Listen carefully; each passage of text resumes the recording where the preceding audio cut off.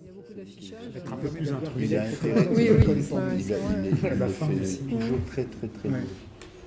C'est bon? Puis on passe. Eh bien, je pense qu'il est temps de commencer. On l'aura. Est-ce que les micros marchent bien? Ça va? Donc, écoutez, c'est avec grand plaisir. Je vais présenter dans un instant Marie-Luce Demonnet. Et c'est avec grand plaisir que je la reçois, que nous la recevons. En fait, c'est l'école doctorale qui normalement organise cette deuxième partie de notre journée. Mais il se trouve que Bruno Pinchard a une thèse dans les locaux, mais un petit peu plus loin. Donc, il ne pouvait pas être présent et il m'a délégué le plaisir d'ailleurs de présider cette séance. Je rappelle qu'elle a lieu au sein du séminaire Montaigne, séminaire qui a été fondé dans le cadre du LABEX Commode, qui est un des axes de ce LABEX, et qui est en même temps co-organisé en fait par Commode et par notre équipe de recherche de philosophie, qui se trouve 3 étages au-dessus de nos têtes, et qui s'appelle l'IRPHIL, l'Institut de recherche philosophique de Lyon. Voilà. Je vais laisser Emiliano nous donner quelques informations sur le programme à venir. Je sais que plusieurs d'entre vous étaient au séminaire tout à l'heure, mais peut-être pas tous, pour que vous ayez bien le calendrier. Et puis, je présenterai Marius. Oui, je rappelle simplement que la prochaine séance du séminaire aura lieu le 11 avril à Lyon. Et la suivante, le 13 juin. Et il y a encore une incertitude sur le lieu, mais on va le diffuser bientôt, et notamment à ceux qui sont inscrits à la mailing list. Et je rappelle aussi, parce que cette conférence sera en ligne, la mise en ligne de la première conférence tenue par André Tournon ici, dans cette même amphithéâtre, le 11 octobre 2013, est produite par la division de l'audiovisuel et multimédia de Lyon 3, qui est visible sur la chaîne de diffusion abritée par YouTube, et bientôt aussi sur le site de France Culture Plus. Voilà, je donne la parole à Thierry. Merci en tout cas, Emiliano, de ton organisation si efficace de ce séminaire. Comme je le disais, c'est avec plaisir que nous recevons Marie-Luce Demonnet. Je veux dire, c'est même un plaisir personnel, car nous nous connaissons finalement depuis pas mal de temps, je pense 96 ou 97, oui, voilà, c'est ça, oui. Chose comme ça. Dans le cadre, tu devais avoir une délégation à l'époque au CNRS, et j'étais associé en tant que jeune docteur à l'équipe qui d'ailleurs n'existe plus, qui était le Centre d'histoire de la philosophie moderne à l'époque. Qui était une bonne équipe, même si elle a connu des problèmes de gouvernance et divers problèmes, mais enfin, dans lesquels les gens travaillaient de façon assez dynamique. Puisque je présente aussi un peu les ouvrages que tu as fait, tu avais fait un de tes ouvrages dans le cadre de cette délégation, qui était Montaigne et la question de l'homme, dont le succès a été tel qu'il est épuisé. Absolument. Voilà. Et j'avais eu le plaisir d'y participer. Et puis un autre travail que tu as monté avec Alain Legros, qui est présent parmi nous, qui est là, qui sera un des répondants, qui était l'écriture du scepticisme, et qui est peut-être paru 1 an ou 2 après. Et en même temps, un recueil de tes textes est sorti aussi, À plaisir, sémiotique et scepticisme chez Montaigne, c'est 2002. Alors, Marius Demonnet, en plus d'être une des très grandes spécialistes de Montaigne aujourd'hui, et de l'aspect aussi de la philosophie de Montaigne, évidemment, mais aussi des modalités discursives. Et je dirais, puisque tout à l'heure nous avons eu un accent qui a été mis sur la rhétorique de l'essai, Marius Demonnet, c'est la sémiotique, qui aussi est une des choses qui l'intéresse. En plus de cela, elle est aussi une des premières à s'être vraiment lancée dans l'entreprise des humanités numériques, en créant un projet qui s'appelle Bibliothèque virtuelle humaniste, et une ANR qui nous intéresse d'encore plus près, Monlo, est-ce que je la prononce bien? Je ne sais pas. C'est Montaigne à l'œuvre, voilà. Monlo peut-être. Hein, voilà. Monlo. Nous on dit Monlo comme Marie-Luce. Monlo, ah voilà. Oui, voilà. Nous sommes en train de préparer un programme Montagne à modernité, on l'appelait Momo. Oui, c'est pas mal non plus. Avec Montaigne, on peut faire des belles choses. Alors, ce qui consiste en réalité à établir une édition multiformat et numérique en particulier, qui prolonge un peu le travail qui a été fait déjà à l'Université de Chicago par Philippe Desan, qui est aussi un des répondants de cette conférence, des éditions des essais, des principales éditions des essais, mais aussi de tout ce qui porte la signature de Montaigne, ou qui ne porte même pas la signature, mais en tout cas qui est de la main de Montaigne, c'est-à-dire les autres ouvrages de Montaigne, évidemment, sans doute la traduction, j'imagine, de Raymond Sebond, qui aujourd'hui est un manque un peu cruel pour ceux qui travaillent sur Montaigne, et sur Sebond d'ailleurs, et tous les écrits de Montaigne, y compris d'ailleurs, si j'ai compris, les actes juridiques qu'il a pu écrire ou faire écrire durant la période où il a officié à Tours. Voilà. Alors, la conférence, je n'ai pas ici noté son titre exact, c'est « Montaigne encadré par la philologie numérique, est-ce bien raisonnable ?» Et après la conférence, nous aurons, comme c'est un peu maintenant la tradition, 2 répondants. Donc, Alain Legros qui parlera en premier, et Philippe Desan ensuite. Et ensuite, il y aura une conversation dans la salle. Je te remercie et te donne la parole. Voilà, c'est moi qui te remercie et qui remercie l'ensemble du séminaire. J'ai pu voir, entendre et constater ce matin et avec la discussion de ce début d'après-midi à quel point les échanges étaient intéressants, parce que aussi on prend le temps de discuter et de remettre sur le métier sans cesse l'interprétation des essais avec lesquels nous n'en avons pas terminé. Alors, est-ce bien raisonnable? Vous doutez bien que la réponse est non. Mais je vais quand même essayer de développer la réponse à cette question. Si l'expression humanité numérique commence déjà à perdre de son attrait, car la banalisation atteint aussi ce domaine, la notion de philologie numérique, plutôt utilisée par les éditeurs de textes classiques ou médiévaux, bénéficie encore d'une certaine reconnaissance. Elle peut être comprise de façon assez large, comme un ensemble de ressources numériques, articles ou éditions. Tel est le sens que lui donne la revue Digital Philology de l'Université Johns Hopkins, qui s'adresse aux médiévistes. Quant aux humanités numériques, dont l'extension est toujours en discussion à l'intérieur des communautés qui s'en réclament, elles recouvrent des activités variées. La publication numérique, bien sûr, mais aussi la fouille de données, leur cartographie, le traitement automatique du langage, l'utilisation des systèmes d'information géographique, la visualisation, à quoi l'on peut associer des systèmes de description de données issus du web documentaire et du web sémantique, avec l'étude informatisée des genres littéraires, par exemple, et d'innombrables bases de données qui sont plus ou moins big ou plus ou moins smart. De façon significative, existent un digital classicist et un digital medievalist, qui sont des associations de chercheurs et de programmes, mais à ma connaissance, il y a moins d'unités dans les périodes qui suivent. Un early modern digitalist se devine derrière les dynamiques early modern digital agendas de la Folger Shakespeare Library, et aussi émerge quelque chose comme les early modern digital humanities. Mais cette notion est peu commode à traduire en français, et un site nommé Computatio Humanitatis, SIC, contourne avec le latin le problème linguistique. Je trouve que c'est une idée assez intéressante. La philologie numérique mettrait sur un support différent ce que les spécialistes font très bien à la main avec leur traitement de texte. Pour Montaigne et les essais, nous avons déjà en ligne la transcription de l'édition Villet en lien avec la reproduction des pages de l'exemplaire de Bordeaux, comme sur le site du Montaigne Project de Chicago.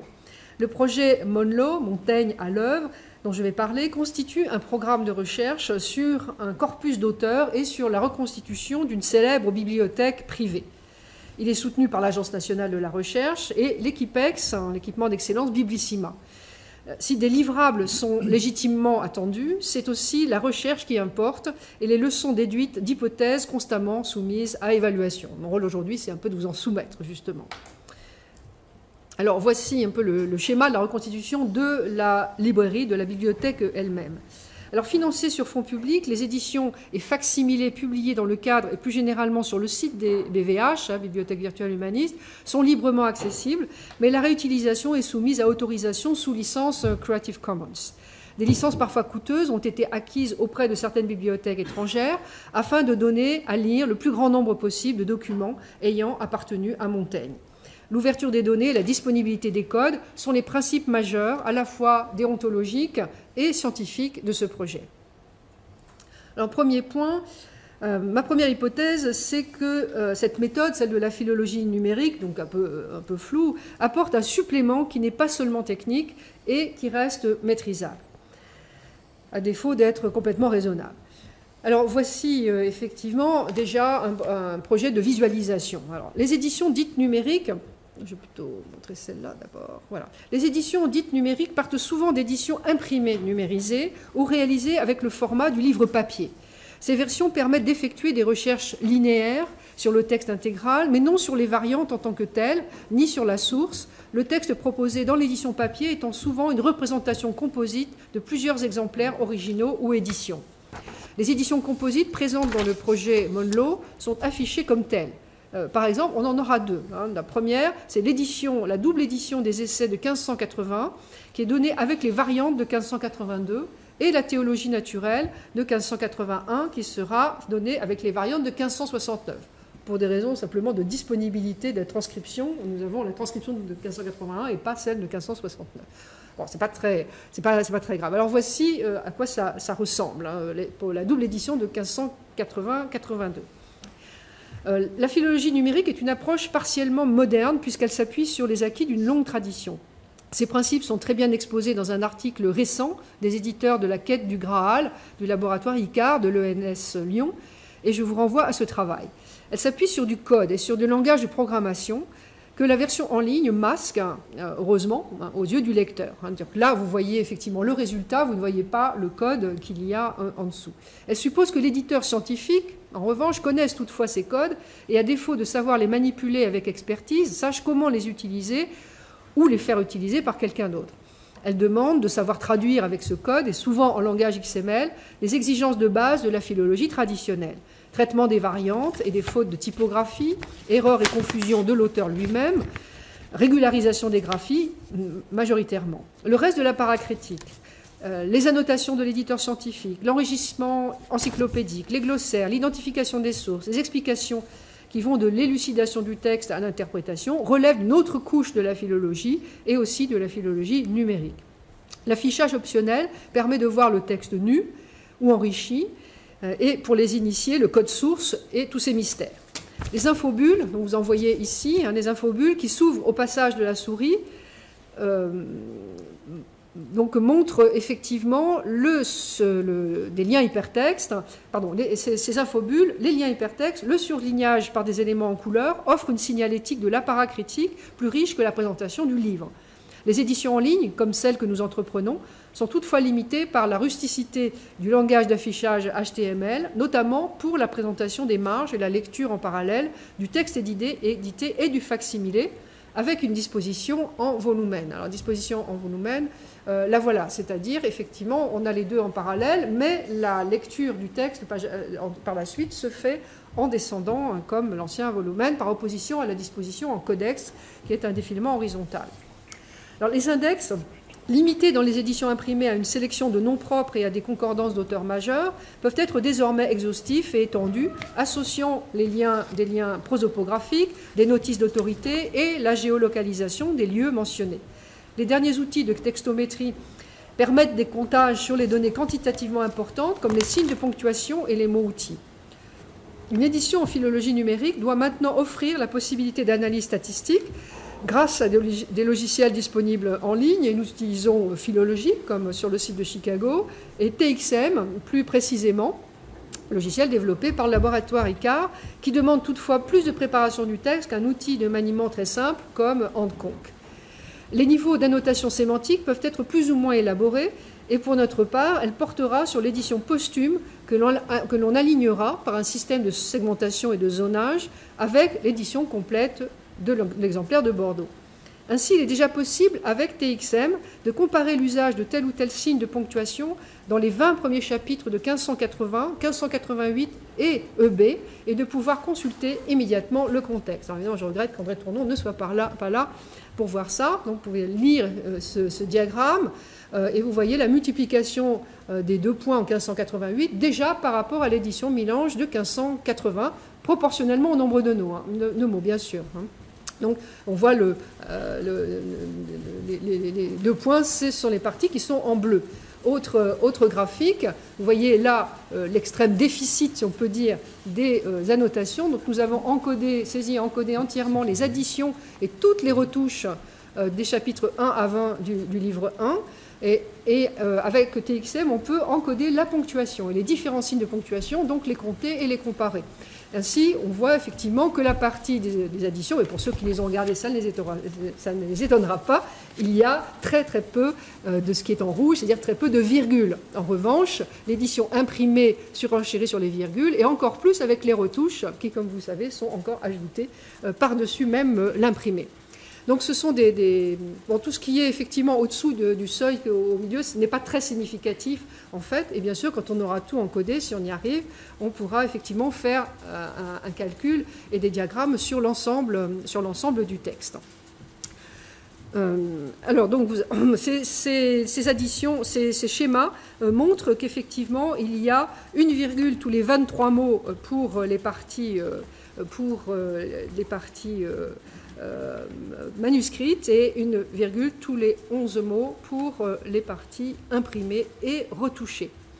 Alors, dans le cas du projet Monlo et pour l'édition 2B, ce travail philologique de base consiste à restituer et parfois à reconstituer toutes les interventions manuscrites de Montaigne de façon à pouvoir les afficher d'une manière qui soit aussi fidèle que possible et qui apporte quelque chose de plus qu'une bonne reproduction du facsimilé. Donc, celui-ci est actuellement fourni par Chicago, mais EB devrait être renumérisé sur les originaux et non à partir des hectachromes par la Bibliothèque nationale et à nouveau frais dans le cadre du projet. Pourquoi ? Parce que ce mode d'acquisition directement sur l'original permettra non seulement de générer divers formats de PDF et de reparamétrer la page, mais aussi d'extraire les éléments typographiques à l'échelle. C'est un élément important. Nous pourrons utiliser plus efficacement un spectromètre grâce à la collaboration de l'Institut de recherche sur l'archéologie des matériaux, l'IRAMAT, laboratoire dont l'antenne bordelaise a déjà travaillé sur les inscriptions des poutres de la librairie, notamment pour Alain Legros, et l'antenne orléanaise se charge de distinguer les encres et ainsi, nous l'espérons, de proposer une chronologie dans la position des couches. Celles-ci pourront être typées et visualisées à l'écran et permettre d'authentifier, ou non, ou l'inverse, les volumes qui présentent des annotations anonymes. Bon, par exemple, l'Icostène va bientôt être examiné et comparé aux échantillons de manuscrits de la base Budé de l'IRHT, ce qui permettra peut-être, non pas de le réattribuer à Montaigne, certainement pas, mais peut-être d'avoir une idée du scripteur lui-même qui a annoté ce Lycostène.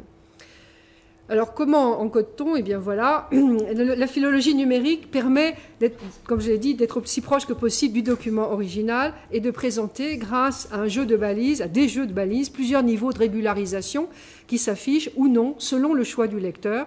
Ce que nous faisons avec le TI Viewer, nous encodons en XML TEI. Sur les principes de saisie, nous nous écartons quelque peu des recommandations du manuel de l'école des chartes, mais nous ne doutons pas que celui-ci, destiné principalement à l'édition papier, va évoluer en fonction des possibilités alternatives que permet l'édition numérique. Alors, le premier niveau, c'est celui de la saisie de base. Nous essayons de la fournir en quasi diplomatique, par opposition au texte, comme ce sera le cas pour la théologie naturelle de 1581, où la dissimulation des IJ et UV a été faite directement par le transcripteur Jean Céard. Mais quand nous donnons des textes à faire saisir, à faire transcrire, nous demandons un niveau 1 qui soit le plus proche possible de l'original. Nos collègues médiévistes lyonnais ont choisi d'appeler ce niveau allographétique ou facsimilaire. Facsimilaire me plaît bien. Ce niveau respecte la répartition des IJ et des UV, respecte les abréviations et ne modifie rien aux accents, rien à la ponctuation, rien aux majuscules. Elle respecte le lignage avec les césures qui s'imposent, c'est un gros problème, et la pagination de l'original. Les erreurs sont corrigées et encodées avec le jeu de balises SIC et COR, je vous l'ai montré précédemment. Le seul point qui ne soit pas strictement facsimilaire dans nos recommandations est la distinction des différentes formes de S, de V, de D et de G qu'Alain Legros, lui, a reproduites dans ses propres transcriptions, puisque elles sont vraiment véritablement facsimilaires et à l'identique. Alors voici donc une transcription facsimilaire faite par Alain Legros, mais ce que vous avez à droite, c'est du PDF en fait. Hein. Ce n'est pas absolument convertible, pas pour l'instant en code HTML, parce que certains de ces caractères ne sont pas tous des caractères Unicode, et la détermination de l'emplacement n'est pas facile à faire. Alors comme elle demande souvent des caractères spéciaux, ces transcriptions étaient pour le moment neutralisées, notamment pour les deux sortes de S, tout comme les ligatures qui pourraient donner lieu à un encodage spécifique, mais ce n'est pas dans nos priorités. En revanche, un système de distinction des différents guidons, des marques d'insertion, dont Alain Legros a déjà fait la typologie, demande la création de glyphes qui soient en Unicode. Donc c'est à l'étude. Le niveau 2, c'est la régularisation que j'avais appelée naguère patrimoniale, c'est-à-dire que les IJ et les UV sont régularisés, et ils sont régularisés automatiquement. C'est-à-dire que c'est une feuille de style qui est développée au sein des BVH. Et de même, les apostrophes sont régularisés quand il n'y en a pas, comme kill ou long, mais il n'y a pas de normalisation des majuscules, toujours pas, ni de ponctuation. Ce niveau est celui sur lequel sont lancés les logiciels de traitement automatique du langage, notamment Philologic et TXM. Le niveau 3, c'est la modernisation totale des graphies. On n'a pas de niveau intermédiaire, mais on ne modernise pas le lexique, ce qui a été effectué à partir d'une saisie de niveau 2, on passe du niveau 2 au niveau 3, à partir de 1595, donc de façon semi-automatique, parce que pour l'instant, il a fallu faire beaucoup de contrôles manuels.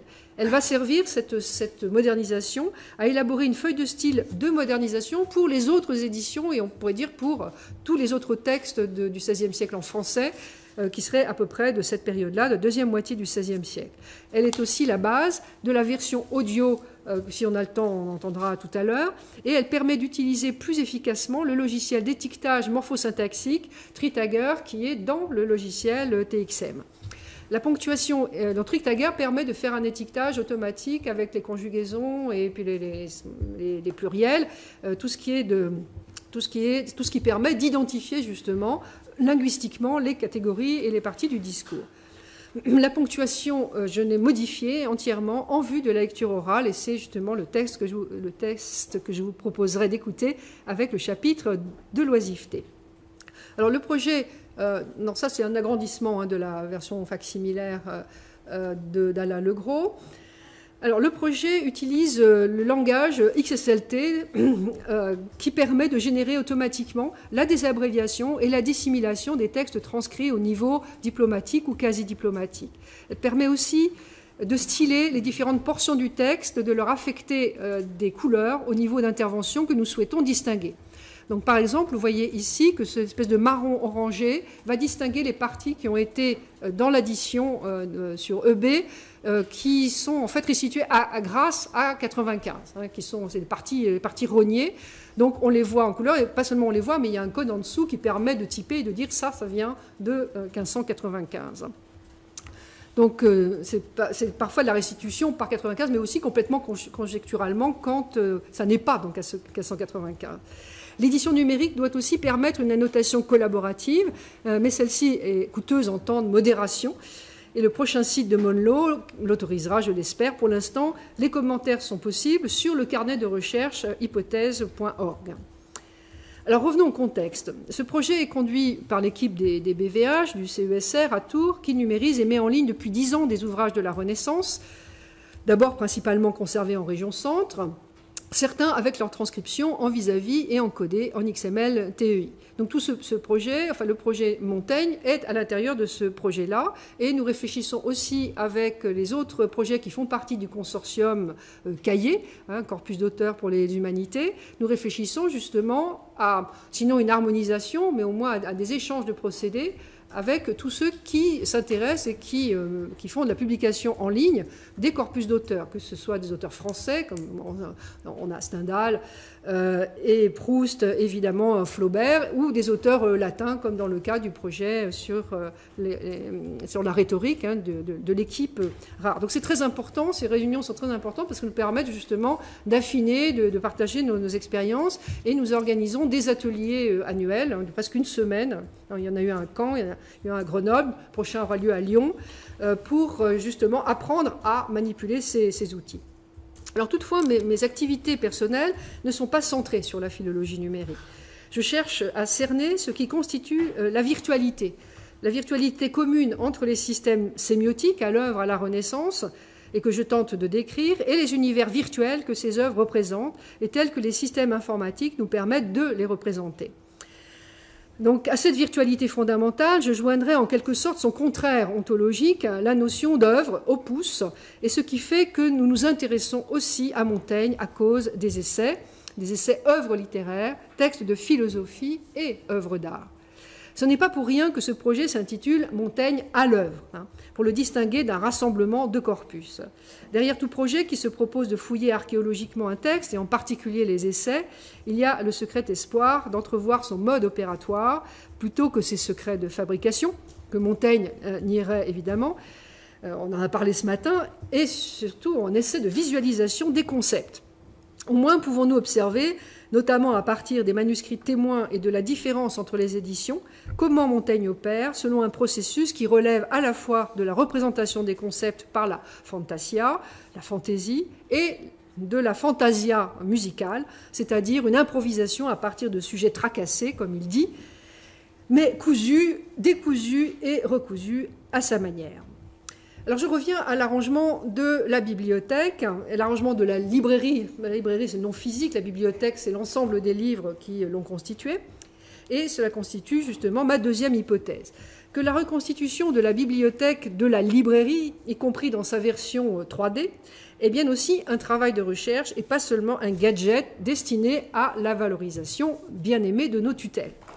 Alors, bien que je ne veuille pas m'étendre aujourd'hui sur ce volet important du projet, car il ne relève pas directement de la philologie numérique, j'en dirai tout de même quelques mots. Il s'inscrit plus généralement dans ce qu'on appelle justement les humanités numériques, car il met en œuvre des savoirs sur l'histoire des bibliothèques privées, sur l'usage des livres et sur une sorte d'environnement livresque que l'on imagine dans la librairie physique de Montaigne. Alors, double reconstitution, en fait. D'une part, la réunion par des facsimilés numériques de tous les volumes portant la signature ou des annotations de Montaigne est conservée dans le monde. Donc, il se trouve que le chiffre est de 100 actuellement. Parallèlement, un catalogue édité par Marcos Gattoni et Barbara Pistilli, et grâce à un inventaire entièrement revu et vérifié par Alain Legros à partir de l'examen direct des exemplaires quand c'était possible. Ce travail de rassemblement demande des négociations parfois complexes avec les bibliothèques qui, la plupart du temps, nous les vendent et parfois, effectivement, fort cher. Alors, le site spécifique de Montaigne à l'œuvre est en cours d'élaboration et c'est sur ce site, bien sûr, que l'on va rassembler tous ces exemplaires, soit en entier quand ça a été possible et qu'on pouvait se l'offrir, soit avec seulement les parties où apparaît la main de Montaigne, notamment les pages de titres, quand l'acquisition des ouvrages entiers était trop onéreuse. Donc tous les ouvrages numérisés, cela dit quels qu'ils soient, et quand on n'aura pas le livre entier, on se servira d'un autre exemplaire qu'on aura numérisé à moindre coût, et l'on fournit toujours une structuration qui, bon ça c'est le back-office, c'est ce qu'il y a en dessous, c'est la structuration de tous les livres qui sont en facsimilé, c'est avec la reproduction numérique, c'est-à-dire que pour chaque facsimilé, vous voyez que la colonne B va rectifier toutes les erreurs de pagination, là c'est pas sur les essais, mais vous avez pu constater que des erreurs de pagination, il y en a quand même un certain nombre, sans parler des problèmes de chapitres intervertis. Bon.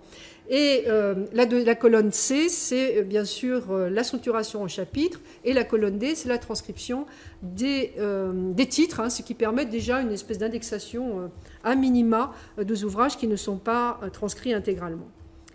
Alors, Monlo voudrait offrir à tous l'accès numérique aux ouvrages possédés par Montaigne, réellement, avec des équilibristes authentiques, et il y en a des faux, ou virtuellement parce que l'auteur mentionne ses œuvres dans les essais et que nous en inférons une présence avérée ou probable dans sa bibliothèque. Donc ça, c'est la partie qui m'est personnelle, enfin, si on peut dire.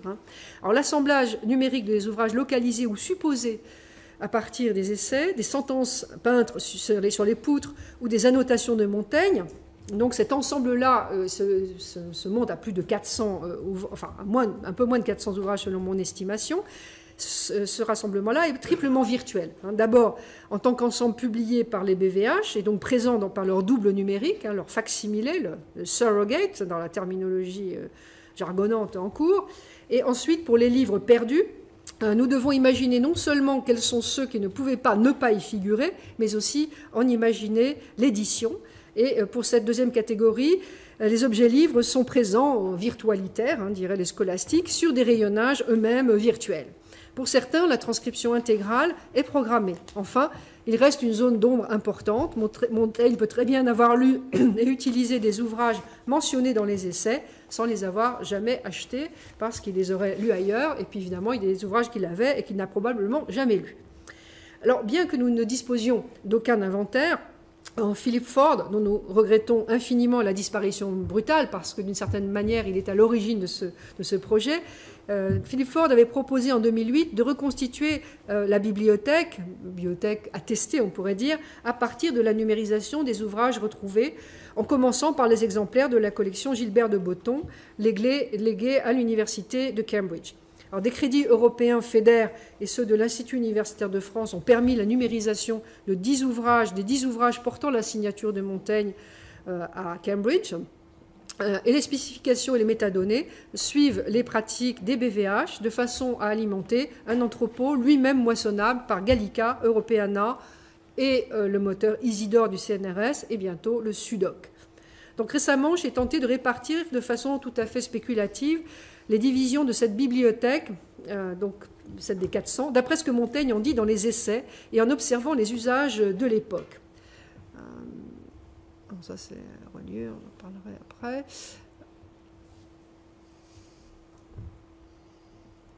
Voilà. Alors, oui, mais je vais revenir aux reliures.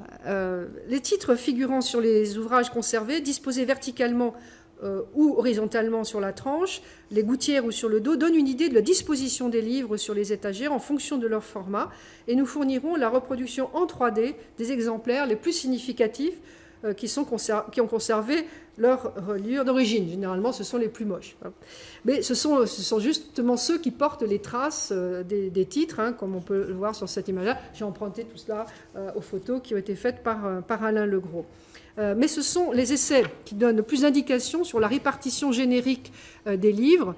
Montaigne, on le sait, décrit la disposition de l'espace de sa bibliothèque dans des 3 commerces, mais c'est dans des livres qu'il en esquisse une sorte de classement. Alors, l'esquisse de ce classement, c'est une répartition que j'ai faite, qui est assez différente de celle qui a été proposée par Marcos Gattoni dans son catalogue, donc par genre, en quelque sorte, plutôt par domaine.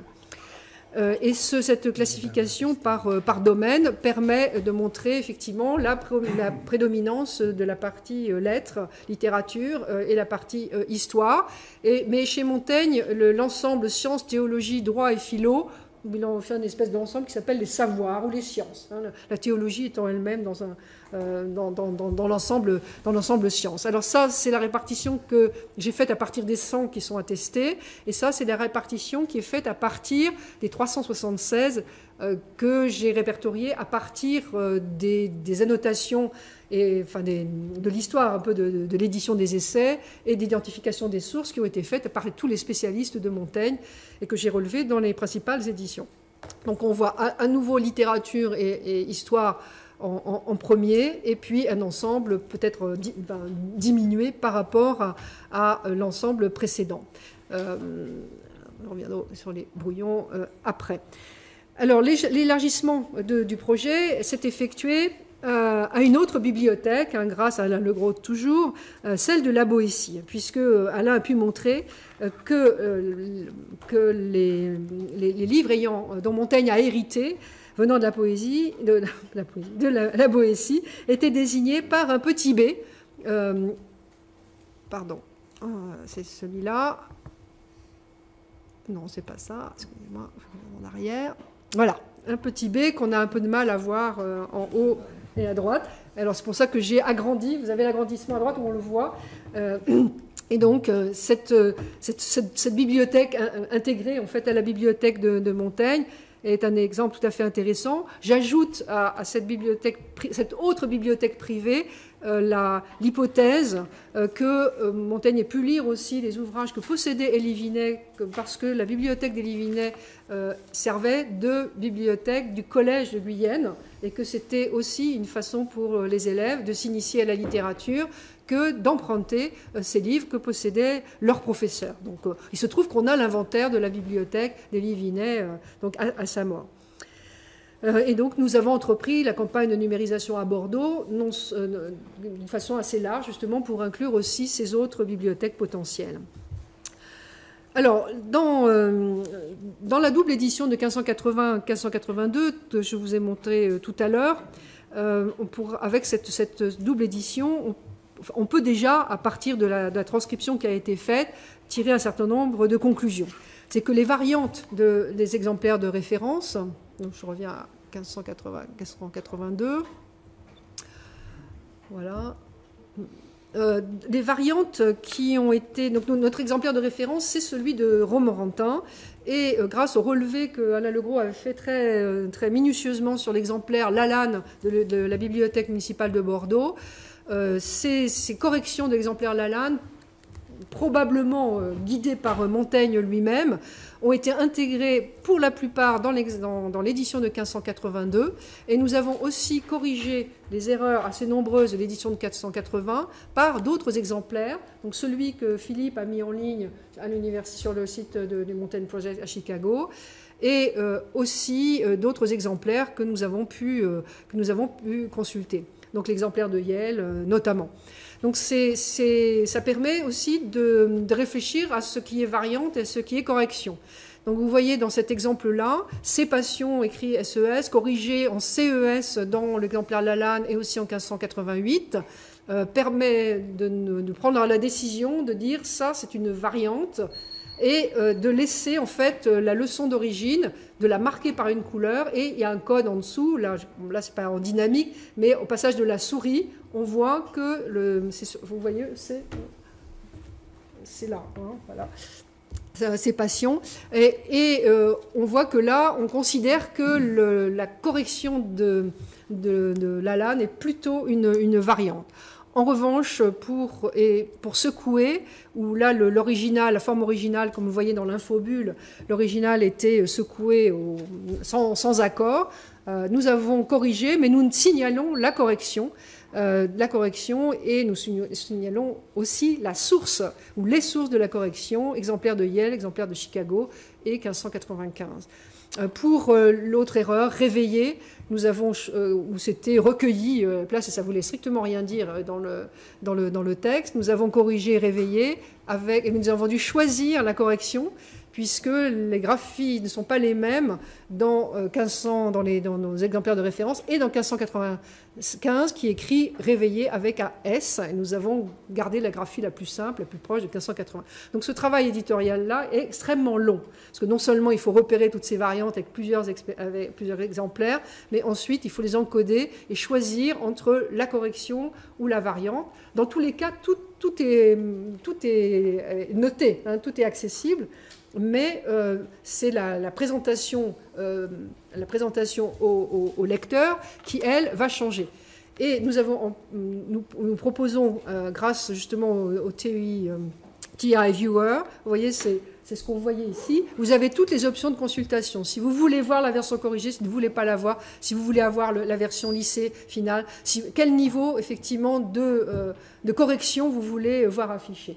Donc, ce qui permet effectivement de moduler complètement la lecture en fonction de l'approfondissement savant, philologique que vous désirez avoir. Et si vous voulez tout effacer, vous avez la version propre et finale.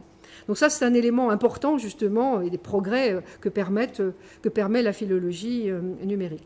Alors la transcription de 1580 s'est déjà enrichie de l'œuvre de la Boétie qui aurait dû se trouver au centre du livre 1 des essais, à savoir la servitude volontaire. Nous avions d'abord pensé à insérer par un lien hypertexte les pages de l'édition parue dans les Mémoires de l'État de France de Simon Goulard. Mais, comme vous savez, la publication de la servitude a justifié le retrait de cet essai, hein, c'est le terme utilisé par Montaigne, de philosophie politique, ici, que nous allons remettre virtuellement à sa place par un lien hypertexte. Donc le manuscrit de la servitude volontaire qui a été retrouvé à Bordeaux, je vais vous le montrer. Voilà, il est là, c'est ça. Donc le choix du texte le choix de la version de la servitude a été guidé en fait par cette redécouverte à la bibliothèque municipale de Bordeaux, hein, qui possède un manuscrit très intéressant de la servitude, méconnu des éditeurs modernes. Il est datable, selon Alain Legros, de 1605 exactement, à cause de la mention d'une éclipse, et il provient du fonds de l'érudit bordelais Jules Delpit, donc c'était pas nouveau, hein. Et bien qu'il était exposé lors du colloque Montaigne et sa région, il était resté inexploité. Alors, le manuscrit a été rapidement numérisé, retranscrit par Alain Legros, et le voici donc en ligne depuis déjà la fin du mois de novembre. Alors, d'après les spécialistes de la Boétie, mais notamment Michel Magnin, ce manuscrit témoignerait d'un état assez ancien, voisin de l'original perdu. Alors, est-il proche de ce que Montaigne dit avoir lu? Je ne saurais évidemment le dire. Là, on peut recommencer la spéculation sur l'historique des différentes versions du discours de la servitude volontaire. Il y a quand même des éléments tout à fait intéressants qui montrent qu'on a là affaire à une version quand même assez brute, hein, et je cite évidemment ce mot de couillonnerie qui est présent dans cette version-là et qui ne l'est pas dans la version que l'on connaît. Voilà, alors j'arrive à un autre point maintenant, qui est celui de la philologie, un point qui m'est cher et que j'essaie aussi de creuser, c'est une philologie de l'écrit oralisé. Ma troisième hypothèse, c'est la suivante, c'est que les éditions numériques apportent de nouveaux éléments à la réflexion sur la relation entre l'écrit et l'oral dans les essais. Alors, les transcriptions déjà effectuées à partir d'EB, celles qui existent déjà, édition municipale, Villet, André Tournon, édition Folio, et le travail minutieux de transcription et d'encodage des ratures et des surcharges que nous avons entrepris, invite à reprendre la question sur la part de l'oral dans ce que nous voyons à l'état de trace et que l'on peut soumettre à une approche sémiotique. Donc les transcriptions facsimilaires par Alain Legros et sur 1.21, donc c'est ce que j'ai montré tout à l'heure de la force de l'imagination, et sur les annotations, les arrêts et les lettres contribuent, il me semble, à faire avancer le débat, même si Alain et moi-même n'avons pas forcément les mêmes conclusions.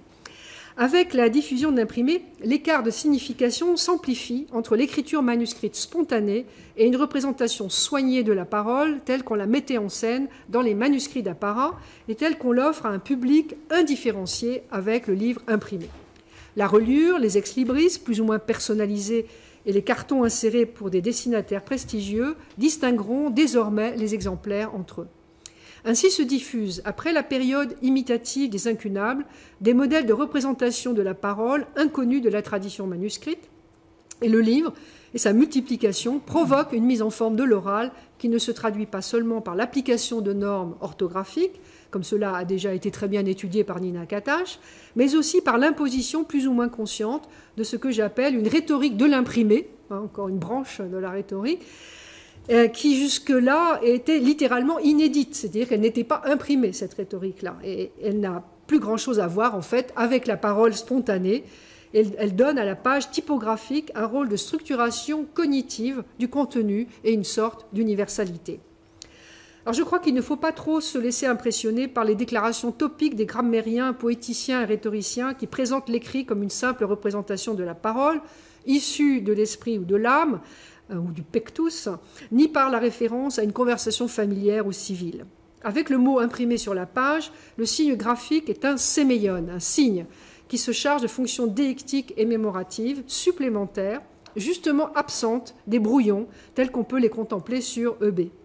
Car les additions, à la différence des retouches, sont bien, pour moi en tout cas, des brouillons, des brouillards. Les brouillards, voilà, qui sont mentionnés ici, des brouillards, comme Montaigne nomme ses premiers jets dans un passage des Armes d'Éparthe, présent dès 1580 et précisément raturé sur EB. Alors ce passage n'est remplacé par rien, et de ce fait il a échappé à l'étude de Paola Iemma sur les repentirs, mais non aux éditeurs des essais qui ont remarqué sa reformulation dans 2.37 de la ressemblance des enfants au père, qui semble scénographier une dictée des essais à son secrétaire indélicat. Pure suppression d'une mention anecdotique, protection du malheureux voleur, je ne sais pas. André Tournon envisage dans son édition qu'il s'agit d'un trompe-l'œil d'un chapitre perdu. Donc en tout cas, c'est intéressant parce que Montaigne désigne là son premier jet, est-ce que je ne peux pas appeler autrement, comme des brouillards. Alors, j'en viens à ma quatrième hypothèse, c'est que Montaigne aurait dicté, non pas en improvisant, mais je ne laisse pas de côté cette hypothèse, mais aurait dicté ce qu'il aurait déjà rédigé sous la forme informe de brouillard, de brouillon, dont les additions de B nous donnent une idée. En effet, nous ne disposons pas de présentation figurée, pas de gravure, représentant des écrivains dictants, seulement des écrivains écrivant au pupitre. Bon, vous allez dire que ce n'est pas très significatif, mais bon. Une copie propre, effectuée par un secrétaire, ne serait pas un brouillard, enfin je ne vois pas pourquoi on la désignerait comme telle, mais la version que l'écrivain lui-même en a rédigée de façon la fricassée que j'ai barbouillée ici, et qu'il dicte en la mettant en forme. C'est le brouillon qui serait dicté, en fait. Ainsi, je mets tout au conditionnel, ainsi seraient réconciliés les deux sens de l'époque du verbe dicter, composé d'un côté, comme dans le dictier ou dans les arctes dictaminis, et le dicter à quelqu'un d'autre dans le sens moderne. Alors je renvoie, effectivement, on a commencé à discuter de cela avec Alain Legros, un séminaire de Tours en 2009, donc ça remonte déjà à un certain temps. Alors certes, la Renaissance française est une époque où l'oral domine encore, au moins quantitativement, puisque la majorité des habitants du royaume ne sait ni lire ni écrire. Donc, bien qu'il insiste sur l'importance de la diffusion de la literacy à cette époque, Walter Hong pensait que la rhétorique à la Renaissance était encore peu distincte de l'oralité ordinaire. Or, celle-ci n'est plus la rhétorique antique de l'orateur, mais une rhétorique de l'écrit, transmise par les manuscrits, puis par l'imprimé, et éloignée du modèle de la parole. Et je suis en train de relire attentivement ce qui est expliqué dans la Schola Aquitanica, sur la façon dont on apprenait la rhétorique à la Schola Aquitanica, c'est en écrivant, et après on déclame ce qui est déjà écrit. Il n'y a pas de description d'exercice d'improvisation. Alors l'image la plus vraisemblable de la parole spontanée se trouve désormais plutôt dans les vraies lettres familières, non destinées à la publication, les billets hâtivement rédigés, d'ailleurs on en a de Montaigne, et peu dans les écrits juridiques formés au moule de la tradition des parlements. Les éditions marginales de B semblent plus parler, certes, mais c'est tout de même de l'écrit destiné à la publication, moyennant un intermédiaire professionnel qui, sur cette copie de préimpression, distribue les points, les virgules et les majuscules selon les indications de l'auteur. Mais si l'auteur est mort, c'est la loi de l'imprimeur et des nouveaux éditeurs qui s'applique. Alors pour reprendre la terminologie médicale et rhétorique que j'affectionne, car elle est commune à Aristote, à Galien et à Quintilien, la page imprimée présente des caractères en tant que sémeia tecméria, c'est-à-dire des signes nécessaires à partir desquels on infère des relations normées entre l'oral et l'écrit, dans une société en train de construire ses normes langagières. Les manuscrits de Montaigne et ses interventions sur l'imprimé sont les témoins d'une prise de conscience des possibilités sémiotiques différentielles de ces manifestations graphiques. Avec la variété des fontes et des casses, un auteur et son imprimeur peuvent jouer sur des effets visuels nouveaux et aussi réguliers qu'une feuille de style actuel. Le plus frappant, c'est l'aptum, effectivement, c'est le fait de mettre des italiques pour les citations, par exemple, dans les éditions imprimées. Alors, ce que j'ai appelé néo-oralité, et cette fois, il s'agit d'une proposition qui va au-delà de l'hypothèse, est produite à partir d'un écrit préalable à une lecture à haute voix. La valeur que nous accordons à une communication spontanée antérieure à toute mise en écrit correspond à un idéal que je trouve nostalgique de la communication spontanée, de la communication transparente et consensuelle.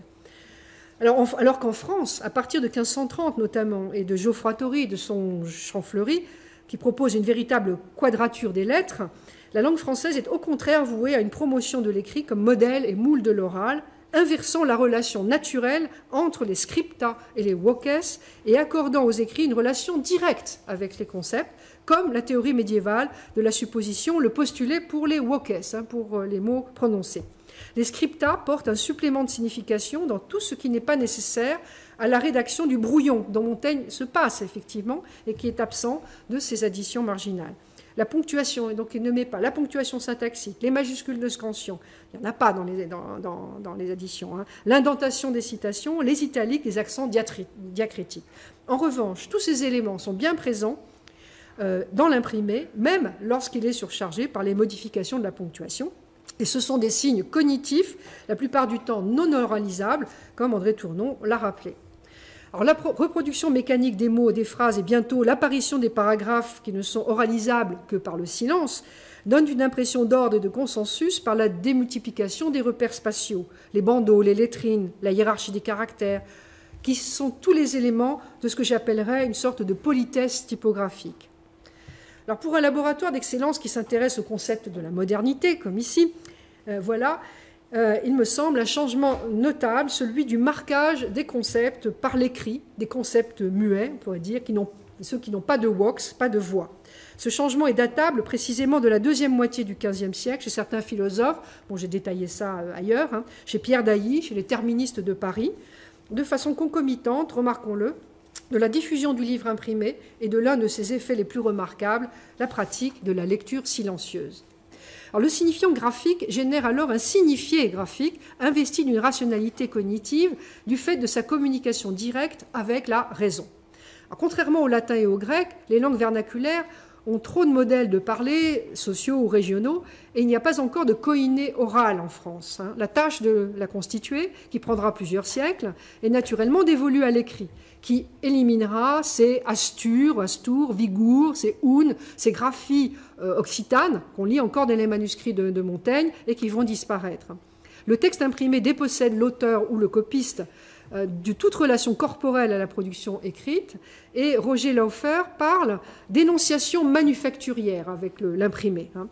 Et malgré ces auteurs qui interviennent encore dans les ateliers, on sait que Rabelais le faisait, on sait que Montaigne lui-même l'a fait pour 1580, mais Montaigne présente au contraire le désir inverse que son imprimé soit vraiment de l'imprimé poli, civil, marqué peut-être de sociolecte juridique et graphique, en voie de disparition. Dans sa description aristotélicienne, le concept construit par la référence est identique pour le signifié graphique et pour le signifié phonique. Mais le mot écrit, et surtout le mot imprimé, construit des concepts issus par inférence de traits sémiotiques spécifiques. Non seulement il signifie, mais il manifeste ce que l'interprétant doit déchiffrer. Il me semble que cette manifestation graphique distincte de la représentation linguistique n'entre pas moins dans le champ de la signification, non par équivalence, mais par inférence. À plus forte raison, les traits graphématiques imprimés. Par exemple, les caractères italiques, qui ne représentent rien de différent des caractères romains, mais impliquent une littérarité poétique en latin ou en français. Manifestation de sens qui serait l'équivalent d'une coutume, une consuetudo. Quant aux retouches sur l'imprimé, elles tentent à la fois de rappeler les anciennes coutumes de l'écrit juridique, où l'on pouvait pratiquer toutes les combinaisons entre la ponctuation et les majuscules, et de se confirmer à l'usage envahissant des virgules qui marquent presque tous les syntagmes, ponctuation syntaxique qui est l'héritage des habitudes du latin manuscrit, puis imprimé et vulgarisé par Étienne Dolay. Plus il y a de virgules, plus le texte est chic, je dirais.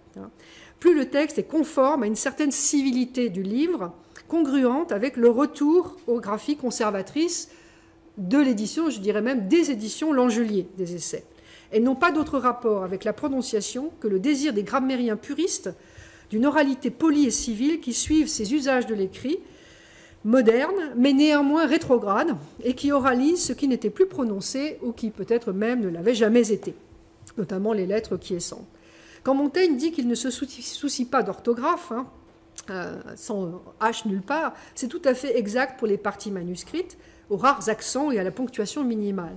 On l'a vu, la ponctuation imprimée multiplie par 2 la fréquence des virgules et constitue un langage coupé, là je cite bien sûr en retournant, mais langage coupé seulement sur la page imprimée et retouchée. La modernité de ces graphies est en fait une modernité que je pourrais appeler politique. Donc dans ses retouches, mais non dans ses additions, Montaigne semble vouloir revenir à des habitudes graphiques antérieures à l'imprimé, sans doute en usage dans les lieux où s'apprenait l'écrit juridique et sans rapport avec la subjectivité de l'auteur.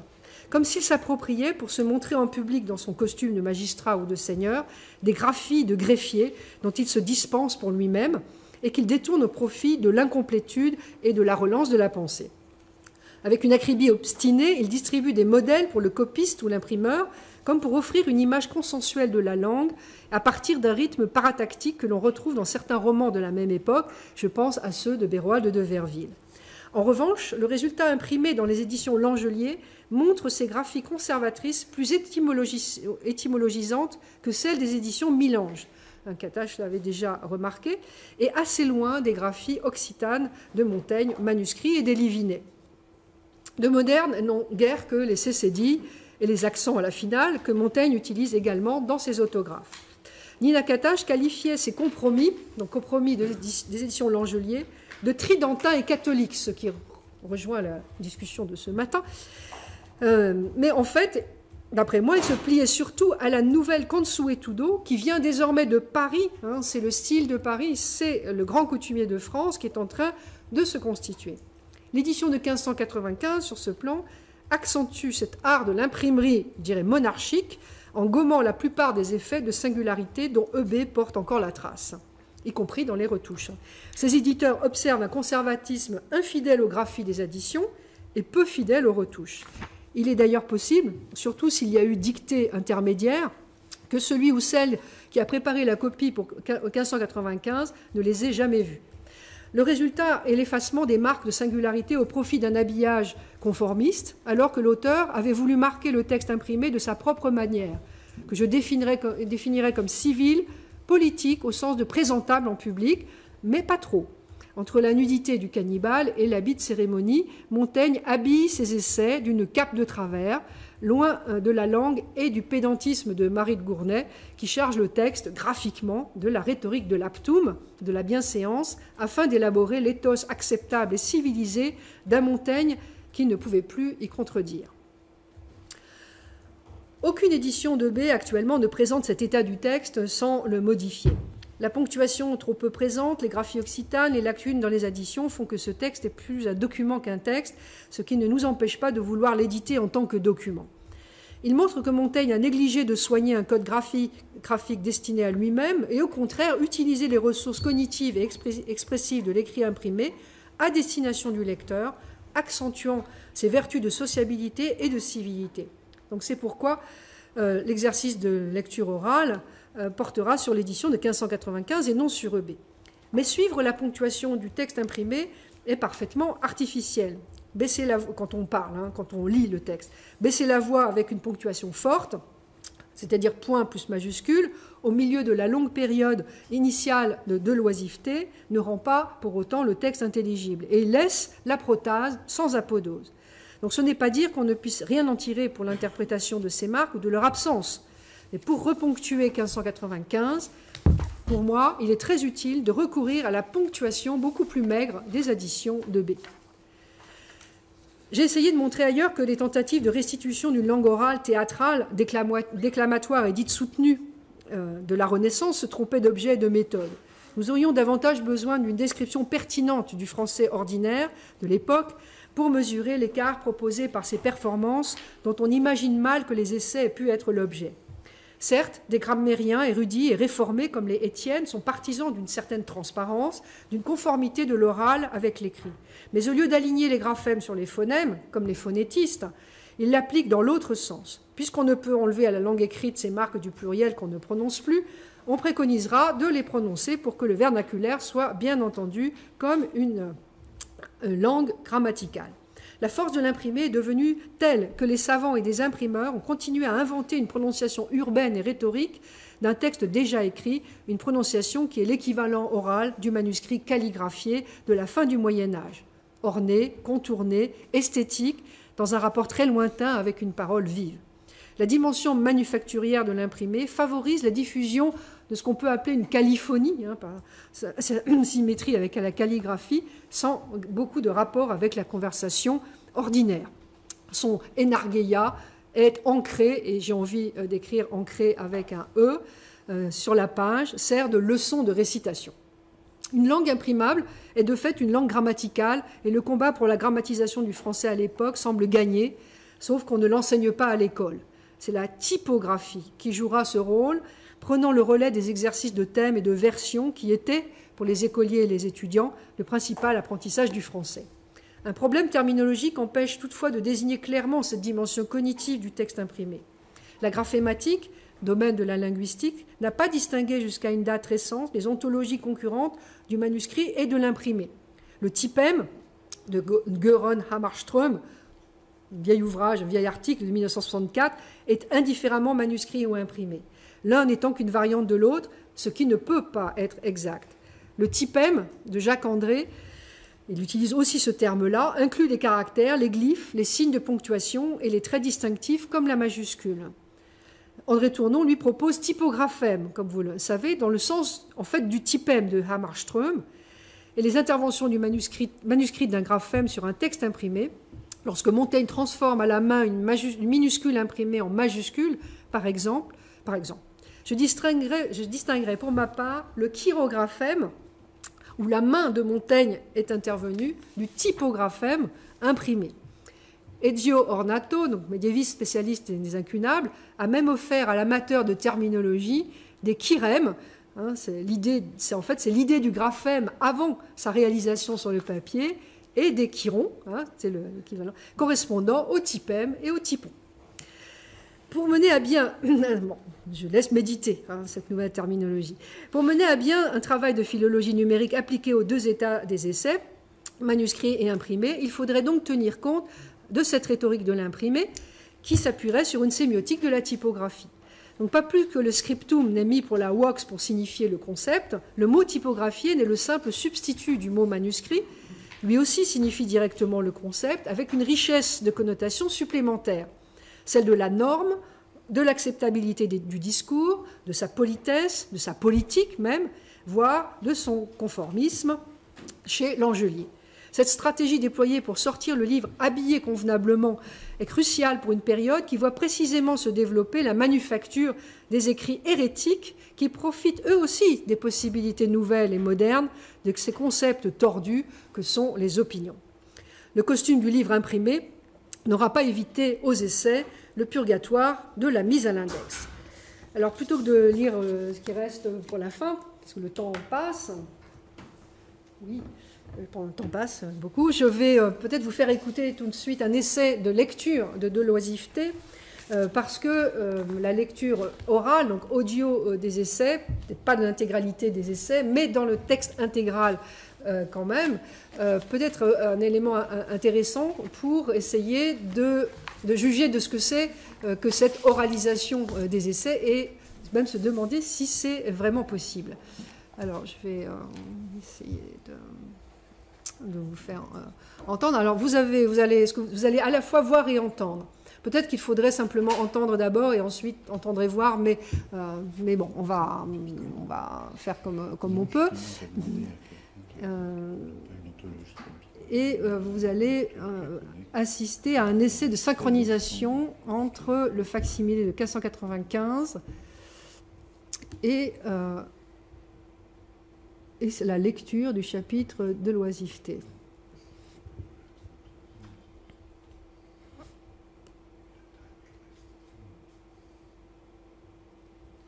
Ah non, pas ça. Oh.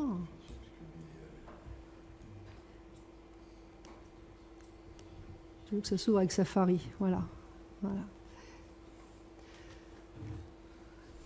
Voilà, donc c'est un document multimédia qui est réalisé avec un logiciel de vidéo et qui tente de synchroniser effectivement à la fois la lecture et la vision de l'édition de 1595 et sa lecture par un acteur. Alors il y a des erreurs de lecture, je vous laisse justement les trouver.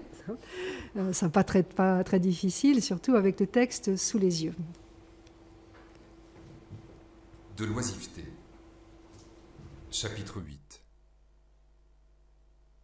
Comme nous voyons des terres oisives, si elles sont grasses et fertiles, foisonnées en 100 000 sortes d'herbes sauvages et inutiles, et que pour les tenir en office, il les faut assujettir et employer à certaines semences pour notre service, et comme nous voyons que les femmes produisent bien toutes seules des amas et pièces de chair informes, mais que pour faire une génération bonne et naturelle, il les faut embesogner d'une autre semence, ainsi est-il des esprits. Si on ne les occupe pas à certains sujets qui les brident et contraignent, ils se jettent, déréglés par-ci par-là, dans le vague champ des imaginations. Il en va de même quand la lumière tremblante, réverbérée dans l'eau d'un vase d'airain par le soleil ou par l'image des rayons de la lune, voltige çà et là en tout lieu, s'élève dans les airs et va frapper les lambris du plafond. Et n'est folie ni rêverie qu'ils ne produisent en cette agitation, semblable au songe d'un malade, se forge de vaines images. L'âme qui n'a point de but établi, elle se perd, car comme on dit, c'est n'être en aucun lieu que d'être partout. Qui habite partout, Maxime, n'habite nulle part. Dernièrement, que je me retirais chez moi, délibérer autant que je pourrais ne me mêler d'autre chose que de passer en repos, et à part ce peu qui me reste de vie, il me semblait ne pouvoir faire plus grande faveur à mon esprit que de le laisser en pleine oisiveté, s'entretenir soi-même, et s'arrêter et rasseoir en soi. Ce que j'espérais qu'il pût m'essuie faire plus aisément, devenu avec le temps plus pesant et plus mûr, mais je trouve toujours l'oisiveté rend l'esprit inconstant.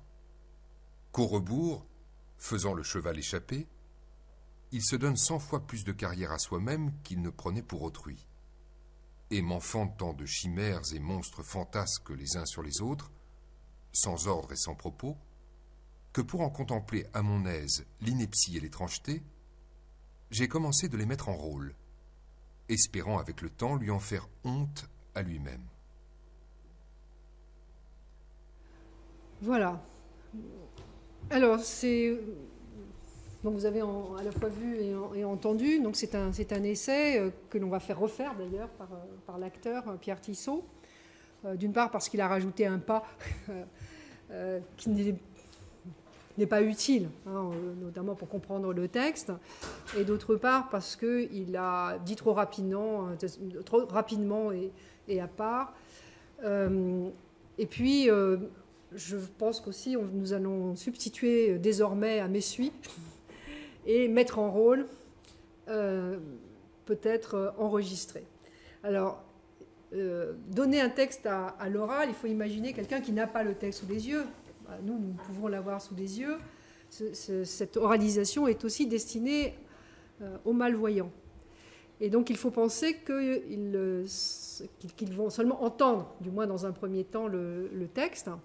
Et la substitution de mots très peu familiers de la langue moderne, ou de mots qui font faux sens ou contresens, semble indispensable. Et dans nos essais ultérieurs, en fait, on a opéré cette substitution. Bien sûr, on met en note de bas de page l'original, hein, qui sera encodé, etc. Simplement, il ne sera pas audible à la lecture comme ça. L'autre problème, c'est celui des citations. Normalement, dans la synchronisation, mais ça, apparemment ça ne marche pas sur le Mac, sur la droite apparaît la traduction que vous avez entendue. Une traduction qui est une traduction que nous avons modifiée en fait. Nous étions partis des traductions de la Pochothèque et en ayant une confiance absolue dans la qualité de latinistes de nos collègues, mais nous nous sommes aperçus qu'en fait ça ne marchait pas, qu'on était obligé de les retoucher, de les modifier pour qu'elles soient oralisables. Parce qu'elles n'ont pas du tout été faites pour ça. Et en fait, certaines étaient vraiment rudes. Et elles devaient être fluides aussi.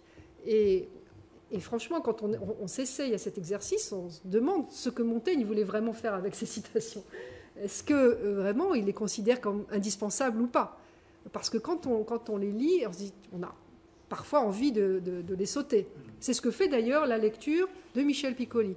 Il y a, donc c'est l'enregistrement le plus satisfaisant qu'on puisse avoir actuellement, c'est celui qu'a fait Michel Piccoli, mais pour ce chapitre de l'oisiveté, il commence à dernièrement, c'est-à-dire toute la longue période du début et la longue citation à sauter, et la dernière citation n'y est pas non plus. C'est-à-dire que là, on contourne la difficulté. Le pari est de donner quand même le texte intégral. Éventuellement même une lecture du latin pour qui voudrait s'y coller, hein, pourquoi pas, hein, et donner une option. Voulez-vous avoir la citation en latin ou voulez-vous l'avoir seulement en français? Donc il y a un certain nombre de difficultés et en même temps, bon, pour l'instant, nous poursuivons l'expérience et nous allons d'ailleurs nous continuer à l'expérimenter avec des malvoyants, hein, pour avoir justement aussi un retour sur la capacité, enfin sur l'intelligibilité du texte quand on n'a pas forcément le texte sous les yeux. Alors, vous avez peut-être aussi noté que ce que j'ai donné, moi, comme, on pourrait dire, comme partition à l'acteur, c'est une modification de la ponctuation, de façon, notamment, à ce que la période, la protase, ne soit pas séparée de la podose, alors qu'il y a vraiment un point et une majuscule, et presque même un blanc entre les deux dans cette édition de 1595, et que c'est déjà comme ça en 1580. C'est toujours comme ça. Alors, est-ce que ça voulait dire qu'il fallait vraiment baisser la voix, s'arrêter, prendre une pause, alors que la phrase n'est pas finie? J'en doute. Mais de ce point de vue-là, je suis prête à prendre toutes les suggestions. C'est vraiment là un cas flagrant de non-correspondance entre la ponctuation imprimée et une oralisation et une déclamation, si on veut vraiment en faire une déclamation. Là, ce n'est pas le cas. C'est moi qui ai demandé une lecture. Donc, je vais à ma conclusion, si vous le voulez bien. C'est que, effectivement, cette entreprise n'a rien de raisonnable, enfin, ces entreprises, puisqu'il y en a plusieurs en parallèle, le rassemblement des livres de la bibliothèque et sa reconstruction virtuelle, la lente élaboration de la double édition de 1580-82, l'immense tâche de transcrire l'exemplaire de Bordeaux le plus fidèlement possible, d'encoder toutes ces ratures, ces litures, ces trassures, comme Montaigne les appelle, et de les intégrer à une base plus vaste de manuscrits intégrant les lettres, les arrêts, etc. La double édition de la théologie naturelle, la construction d'un corpus rationnel élaboré à partir d'hypothèses de lecture des essais, conjointement d'une analyse sémiotique des différents codes graphiques et typographiques utilisés par Montaigne, et enfin le pari d'une version sonore, audible et intelligible. Tout cela paraît et est ambitieux et téméraire. Même menacé d'incomplétude, ce projet est l'exemple d'une activité de recherche collective. Si les résultats au bout des 3 années ne sont que partiels, parce que les vivres viendront à manquer, les transcriptions, les codes, les balises seront interprétables encore longtemps. Les éléments les plus fragiles sont sans doute les fichiers vidéo et les sites, voués à disparaître dans les entrailles des silos ou dans l'empyrée des nuages de données. Quant à la philologie numérique, elle évoluera avec les supports, avec ses suppôts, et avant qu'il n'y ait plus d'encre ni de papier au monde, on pourra toujours imprimer les éditions qu'elle a pu engendrer. Je vous remercie.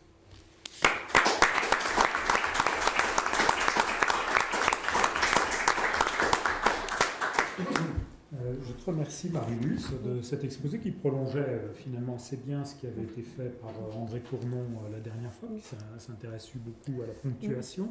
Finalement, je n'avais pas très bien compris ce que tu voulais dire par raisonnable. Je pensais que c'était le contraire de irrationnel, mais c'est plutôt le contraire de héroïque. Tu veux dire que c'est une entreprise héroïque. Voilà, c'est ça. Voilà. Qu'un homme sensé n'entreprendrait pas, voilà. À moins d'être pris de fureur. Voilà. Je laisse la parole à Alain Legros, qui travaille comme toi d'ailleurs, j'ai oublié de le préciser au début, au CESR, à l'Institut supérieur de la Renaissance, à Tours. Voici donc, quand Thierry m'a demandé d'être répondant A, répondra, répondre 2, je ne sais pas trop comment entendre ceci. Il n'y a pas de terme en français. Voilà. Disque simple. Je lui ai d'abord dit non. Donc. C'est mal poli de répondre. Oui, c'est mal poli. L'un est mal poli et l'autre, je ne peux pas répondre de Marie-Luce. Bon, mais je me suis dit qu'étant jugé parti, j'aurais du mal. Il fallait d'abord que je renonce ou que j'esquive, et puis finalement ce serait malvenu. Donc voilà, je le fais. Je suis parti, donc on l'aura bien compris, dans les multiples allégations qui m'ont fait un peu rougir, de plaisir d'ailleurs, dans ce qu'a dit Marie-Luce. Alors, voilà, je vais dire en quoi je suis parti, et juge ensuite, si vous voulez, mais juge ni parti ne sont exactement les mots qui conviendraient. Il suffit d'ouvrir, donc c'est la première chose qu'il faudra faire, et je me permets de le conseiller vivement, ouvrir le site des BVH et puis trouver Mondelot, et à partir de là on aura un menu qui indique quel est le travail qui est fait jusqu'à présent, celui qui est allé à son terme et celui qui ne se trouve encore que sous forme de données, PDF, en PDF, et c'est là que je suis intervenu. J'ai fait un stage d'initiation à l'encodage XML TEI, Vous avez eu un petit exemple tout à l'heure. Ceux qui me connaissent un peu comprennent que j'ai renoncé assez vite à aller plus loin, mais je fais confiance aux gens qui travaillent, à la jeune équipe qui travaille, de contractuels, je dois le dire, qui travaillent au BVH, et j'essaye, grâce au stage que j'ai suivi, de fournir des choses dont ils peuvent se servir le mieux possible. Ce qui fait que j'ai repris des choses, des données que j'avais publiées dans un livre ou une revue, et en particulier Montaigne Studies, pour en particulier les découvertes. À chaque fois que je fais ce que je pense être une découverte, Philippe a la gentillesse de l'accueillir, par exemple. Voilà. Alors, j'ai donc modifié quand même, c'est pas les mêmes textes, j'ai trouvé des choses nouvelles aussi, forcément, quand on revient sur quelque chose, tout le monde connaît ça, et ça se trouve donc dans ces fichiers PDF, qui n'ont pas vocation à rester en principe des fichiers PDF, mais qui sont là en attente d'être encodés quand ce sera possible. Et qu'est-ce qu'il y a d'intéressant dans le fait qu'ils soient encodés un jour, et c'est pour ça que je participe, c'est qu'il se trouve un jour en face de la pièce facsimilée, du facsimilé, qu'on pourra grossir sur tel et tel, il s'agit essentiellement de manuscrits, on pourra faire les grossissements, les contrastes nécessaires, on pourra faire les recherches aussi sur la transcription une fois qu'elle sera encodée. Mais ce qui est intéressant pour moi, c'est de fournir une aide à la lecture et de ne pas être en position d'autorité. C'est ça que je trouve intéressant. Aider à la lecture d'une pièce manuscrite, autographe ou pas, et que chacun puisse juger lui-même de la correspondance entre ce qu'il voit, l'image et la transcription. Voilà. Donc c'est cela qui m'a intéressé. Alors, dès maintenant, je dois dire, évidemment, je ne vais pas citer l'ensemble faire l'énumération de l'ensemble des pièces, mais la première qui a été faite, c'est la numérisation intégrale du Lucrèce annoté par Montaigne, qu'appelait de ses voeux André Tournon depuis bien longtemps. Et il l'a maintenant, nous l'avons, n'est-ce pas, et avec différents niveaux de transcription. Je précise qu'à chaque fois, je fais une transcription diplomatique, une transcription régularisée, enfin une version régularisée et une version modernisée, éventuellement avec des traductions, etc. Bon, ça aussi c'est nouveau par rapport à ce que je faisais sur papier. Je tiens à le dire parce que ce n'est pas la reprise exacte de ce qui a déjà été publié. Je dois dire aussi que j'ai eu contact avec, par exemple, avant même de sortir, que soit publié ce livre, avec l'éditeur de Montaigne Manuscrit, pour lui dire que j'avais cette intention un jour de présenter ces choses, ces éléments, dans le cadre des BVH. Bon. Alors voilà, le Lucrèce annoté, bien entendu, ça c'est tout à fait intéressant, peut-être l'avez-vous déjà regardé. Quincurs aussi, que nous avons depuis peu. Le Butter. Alors, je n'ai pas su répondre à la question que m'a posée à l'instant Philippe. Est-ce qu'on a l'ensemble du Butter? Ce que je peux dire, c'est que tout a été numérisé, photographié, définition, haute définition, haute définition, et donc ça va être sous peu. Les transcriptions sont déjà là. Elles ne sont pas tout à fait les mêmes que Marchand, mais n'oublions pas que la belle publication de Marchand, le facsimilé, il avait appelé ça livre de raison, ne s'intéresse qu'à un certain nombre des pages. Là, vous avez tout, absolument tout. C'est le principe. Hein. Voilà. Tout ce qui reste. Voilà. Tout ce qui reste. Vous avez tout ce qui reste, bien sûr. Voilà. Il y a autre chose. Alors, j'attends, mais c'est difficile, le César. Cambridge, je dois faire une petite modification. Il y avait 10 signatures de Montaigne, 10 ex-libris de Montaigne. L'un d'entre eux est un faux, comme le sait très bien Marcos Gattoni ici et Barbara Pistilli, puisque avant moi, ils ont su voir qu'il s'agissait d'un faux de Vrain-Lucas. C'est un Dubélé, mais nous l'avons quand même, c'est un des premiers que nous avons numérisé. Voilà.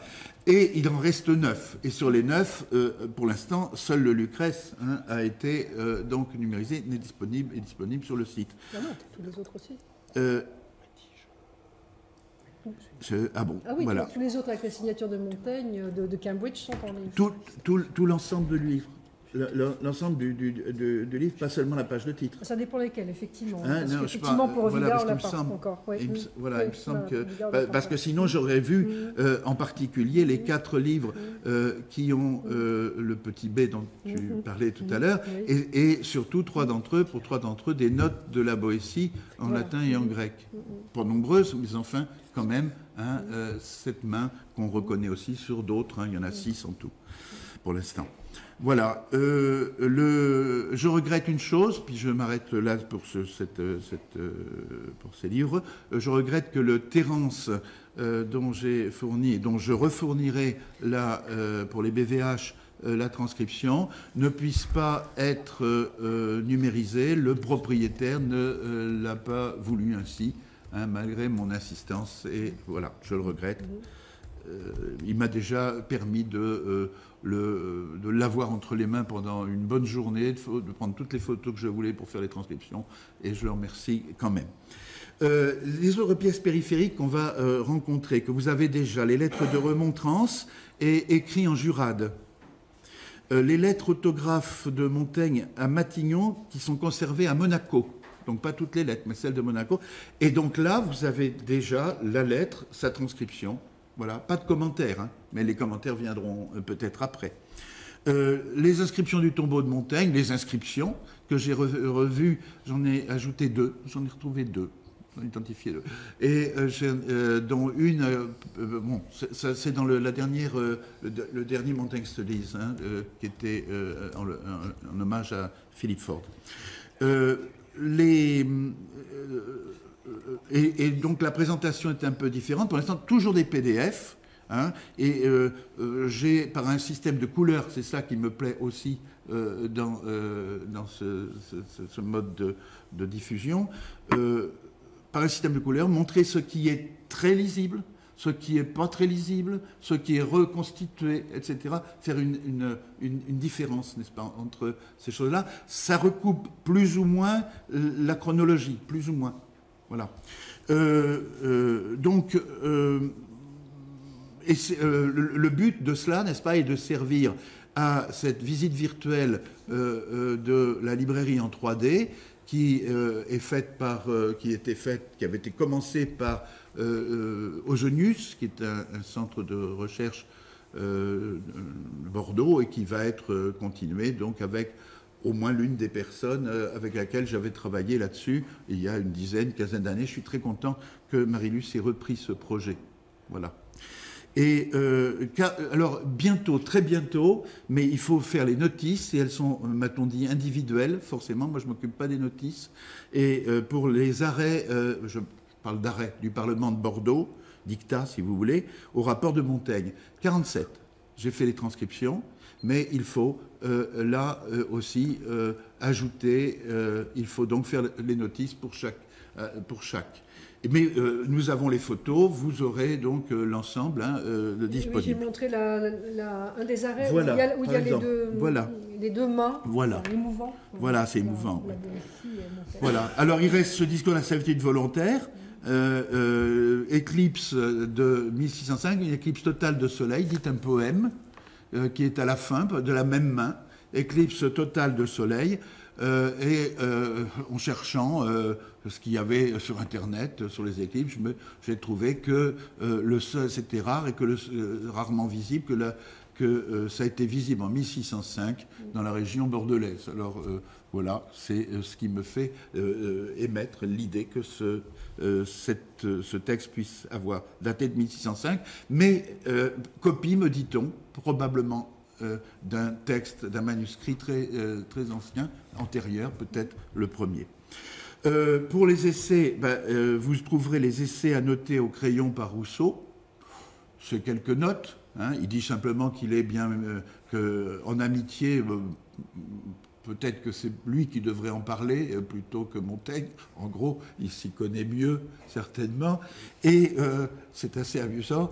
Vous trouverez donc aussi bientôt, là, bientôt, 1500, je crois, hein, les essais de 1580, donc, avec ces notes de Lalanne. Là, je suis très content d'avoir pu apporter ma contribution sur ce point. Je rappelle que l'exemplaire Lalanne 1580, il y a donc ces notes, je ne vais pas le redécrire, la publication a déjà été faite dans mon texte livre, mais je rappelle une chose qui me paraît importante, c'est qu'il y a, par exemple, 2 ou 3 pages qui ont été supprimés en 1582 parce qu'il s'agissait des bains de Montaigne, c'est des pages sur les bains, il avait plus de connaissances sur les bains, et que l'une de ces pages est quand même corrigée.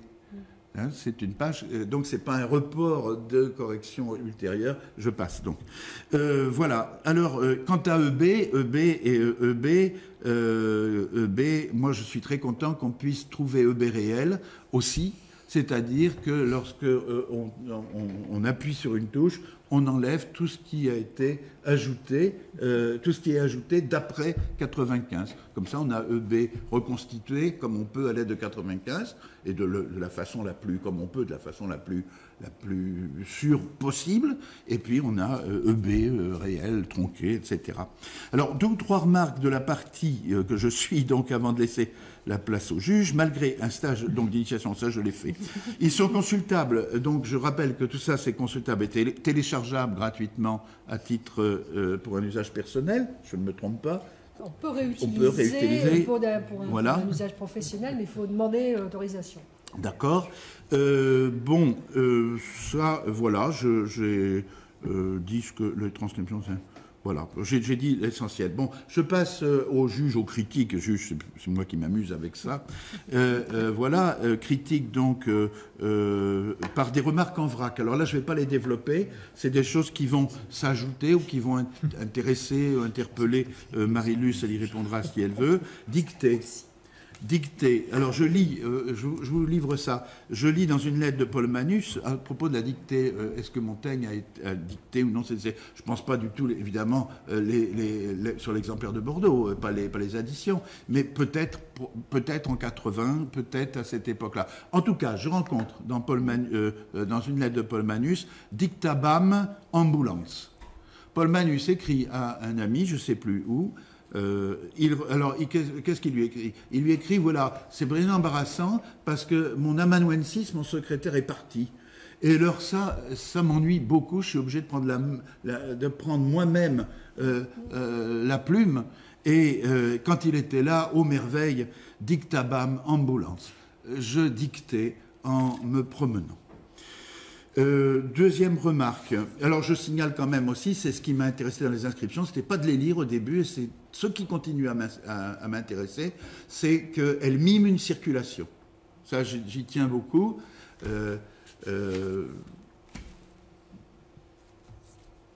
Passons, j'allais parler d'une anecdote personnelle qui concerne Lyon, mais on n'a pas le temps. Et alors... l'orthographe. Alors, Montaigne ne se soucie pas d'orthographe, et je crois que oui et non. En tout cas, ce que j'ai remarqué, c'est pour ça que je mets des S, que j'ai choisi la transcription diplomatique. Non pas qu'elle puisse servir à ce que nous voulons, mais elle me permet de voir comment Montaigne a évolué en écrivant. Alors, sur le plan de l'orthographe, il a évolué, c'est évident, hein, puisque En marge du Nicole Gilles, il utilise, comme sur le Butter, première manière, comme dans les premières notes françaises, du Butter, il utilise, vous savez, cette orthographe un peu phonétique, ouais, etc., etc. Sur les arrêts, il utilise beaucoup, il dit transaction, production, nun, recevoir, etc. Et les autres ne le font pas. Sauf très rarement. Ça arrive, mais très rarement. Lui le fait. y compris les gens d'ailleurs de Périgueux. C'est à regarder, je crois, ça c'est à vérifier. Les gens qui sont venus avec lui de Périgueux, ont-ils cette même façon d'écrire? Ça intéresse évidemment la langue. La lecture à haute voix.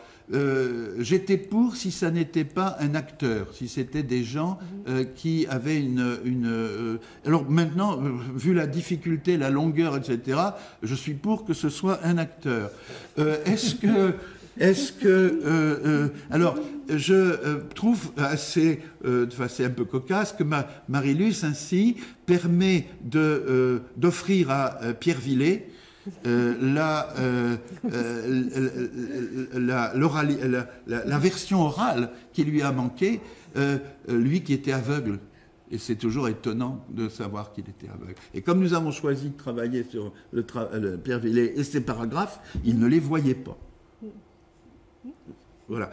Mais bon, voilà. Alors, alors d'autre part, c'est quand même aussi très intéressant. Alors, vous voyez, j'ai changé d'avis, là. De toute façon, on n'arrête pas de changer d'avis. C'est bien.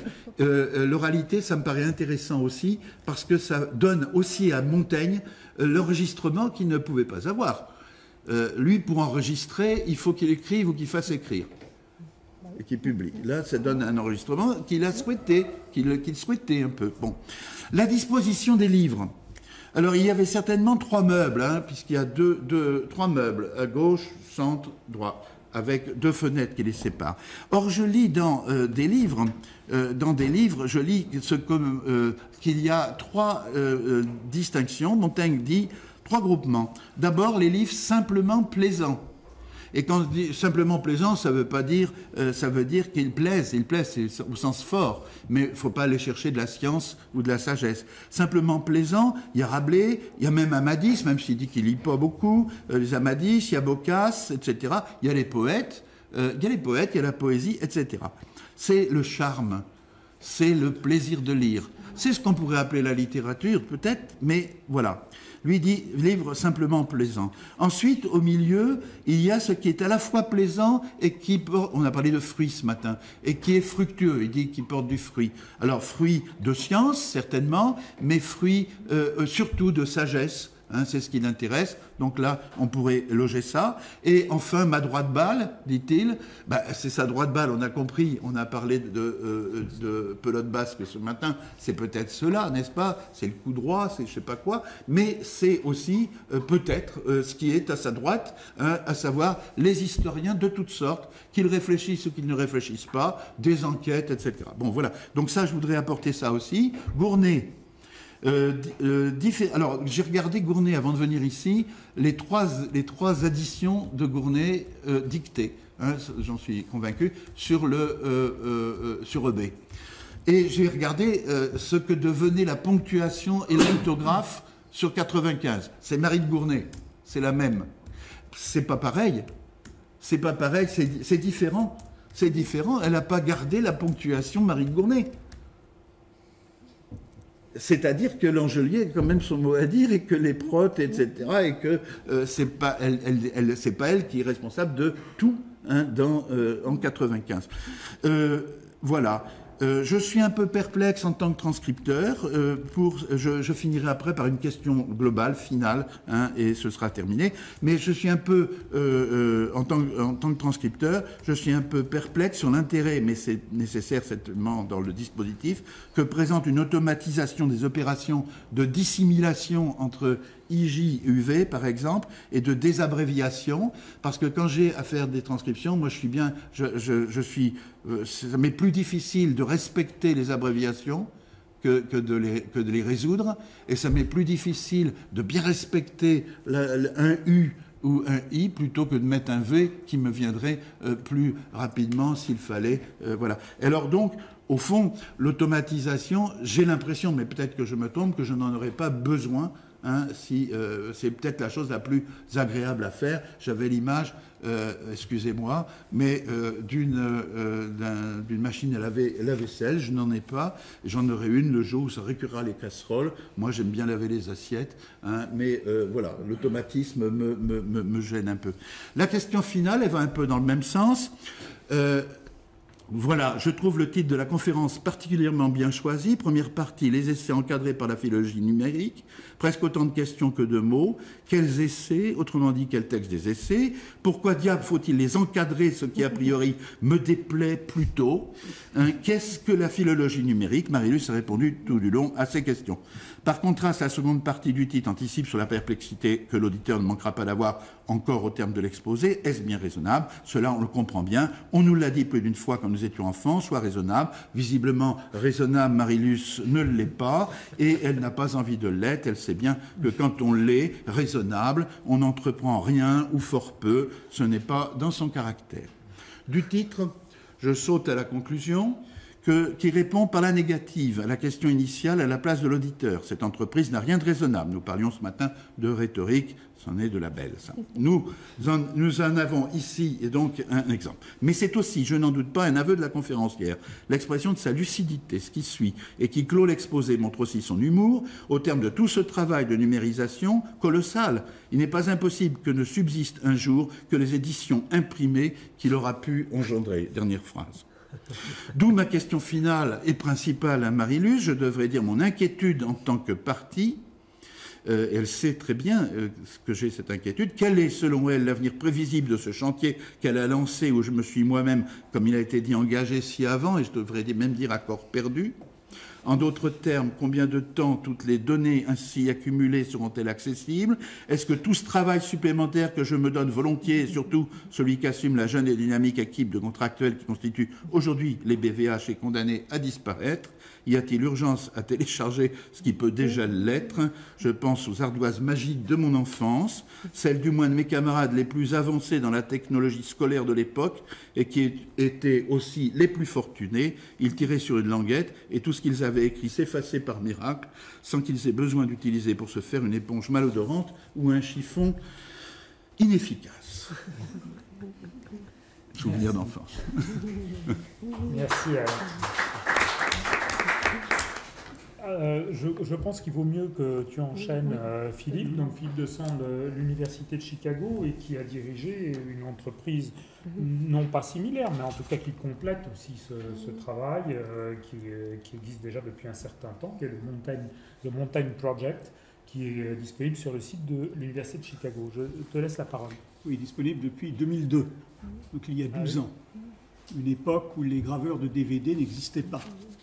On oublie une chose, c'est qu'en informatique, les choses évoluent à une telle vitesse qu'il est toujours dangereux de projeter des éditions, sachant très bien que dans 4-5 ans, la technologie évolue tellement que, par exemple, je me rappelle très bien qu'en 2002, la grande question que l'on se posait à l'époque, c'était effectivement pour voir apparaître une reproduction uniquement à 250 dpi, donc l'image exemplaire de Bordeaux, certains internautes se plaignaient qu'il leur fallait 7 minutes avant que l'image apparaisse sur leur écran, puisque nous étions encore, n'oubliez pas, avec des modems à 56K ou 28K pour beaucoup. Donc maintenant, nous avons du 15 mégas, du 30 mégas, et ça évolue d'une façon assez rapide. Et je parle des 56K pour certains pays européens, d'autres étaient complètement en dehors de cela. Donc ça, c'est déjà un premier problème.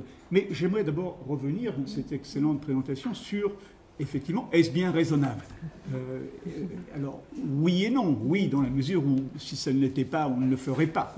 Donc la réponse est, bien entendu, c'est un faux titre, encore une fois, pour parler de Montaigne, me semble-t-il, mais malgré tout, qui pointe vers certains problèmes, me semble-t-il, et mes remarques n'ont rien à voir avec le projet de Marie-Luce, mais avec ce qu'on appelle les humanités numériques, en général.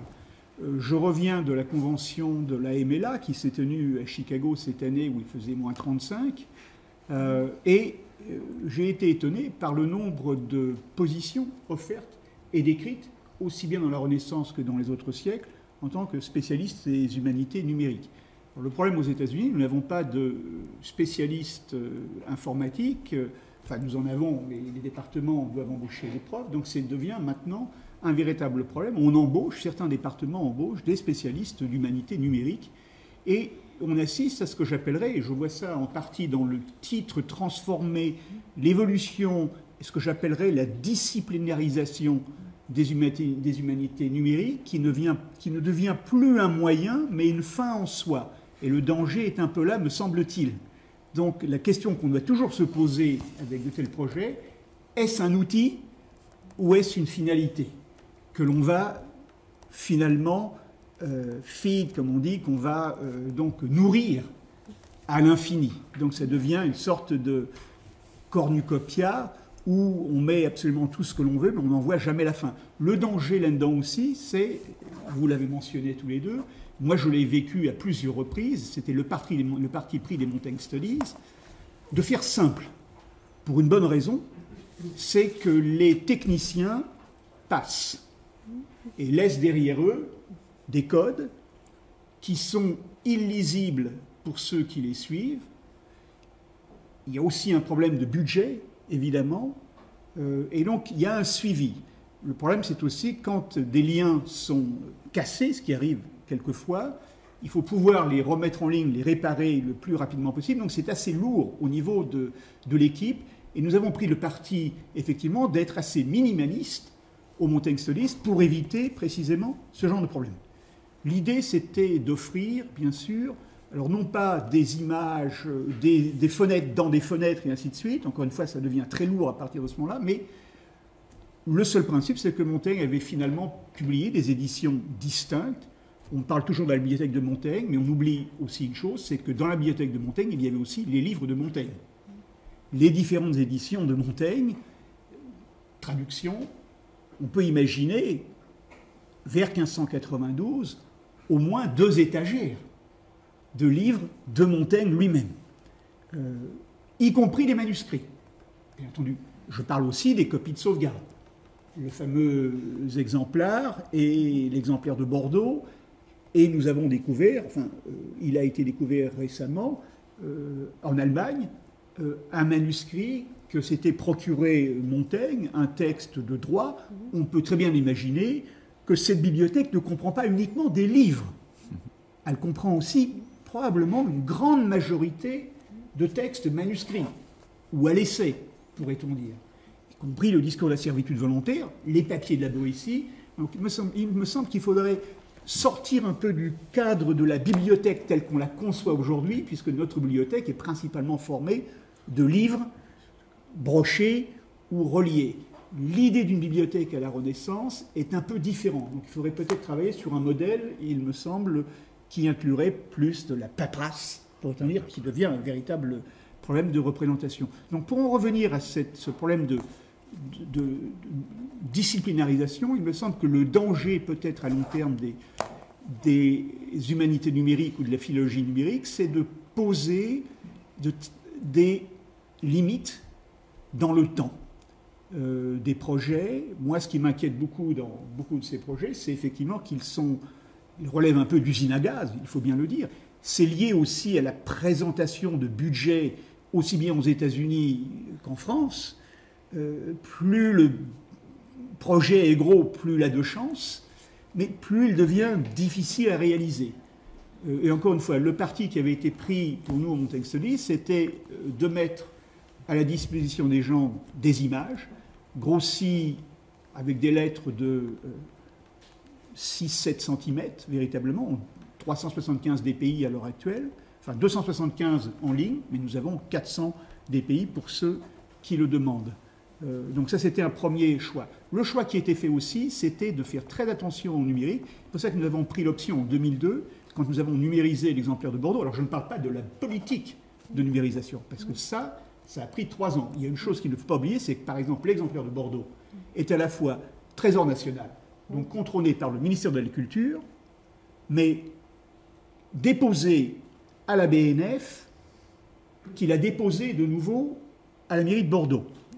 Nous avons le schéma très politique qui existait en 2002, en 2001 et qui existe encore aujourd'hui, politique à la française, où vous avez un gouvernement socialiste et une mairie UMP. Mais ce sont de vrais problèmes, croyez-moi. C'est-à-dire qu'en 2001, il a fallu avoir les autorisations et ça n'a pas été très facile parce que tout le monde ne voulait se renvoyer la balle sur le dos. Donc ça, c'est un premier problème. Donc nous avions décidé non pas de saisir directement au numérique, ce qui était assez dangereux puisque le numérique évoluait, mais d'être assez conservateur dans notre approche, de faire des hectachromes, qui ne sont pas des hectachromes comme vous les faites vous, mais qui sont des hectachromes taille des 2/3 de la page, que l'on peut après travailler en doublant 2 sets d'hectachromes qui sont grands comme cela, qui permettent après, dans le temps, de les numériser avec les technologies qui évoluent dans le temps. Voilà, c'était un choix conservateur, je le reconnais, mais la numérisation directe est toujours dépendante de la technologie. Vous le savez très bien, à chaque fois qu'on change d'ordinateur, on perd généralement pas mal de photos ou de textes numériques. Donc nous avons fait dans le physique, enfin dans le matériel, un vieux matérialiste comme moi, on l'a vu ce matin avec les discussions, a choisi cette option directement, ça me semble important.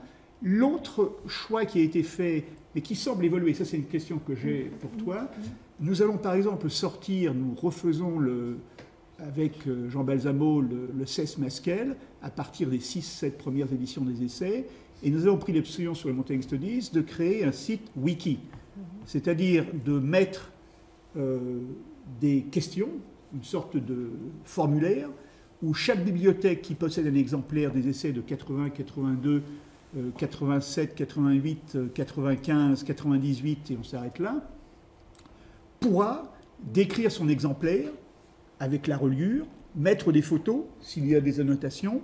Donc ça permet d'alimenter une base de données. Et donc ça, c'est une question qui me semble aussi intéressante. Y a-t-il le moyen d'alimenter le site Mendelot, je ne sais pas. Et donc Wiki me semblait très important. Alors j'apprécie beaucoup aussi l'entreprise pour des non-montaignistes, mais qui Montaigne touche d'autres siècles. Il y a tout un travail, me semble-t-il, mais j'ai appris que ça avait été fait avec les annotations de Rousseau. Il y a bien sûr les annotations de Flaubert, qui sont conséquentes, importantes, de Montaigne, et qui là, effectivement, permettraient, et certainement, il y a aussi, j'ai appris récemment... C'est en ligne. Hein. C'est en ligne. Oui. Toutes les annotations la bibliothèque oui, le Montaigne de Flaubert, de Canteleu est en ligne. Très bien.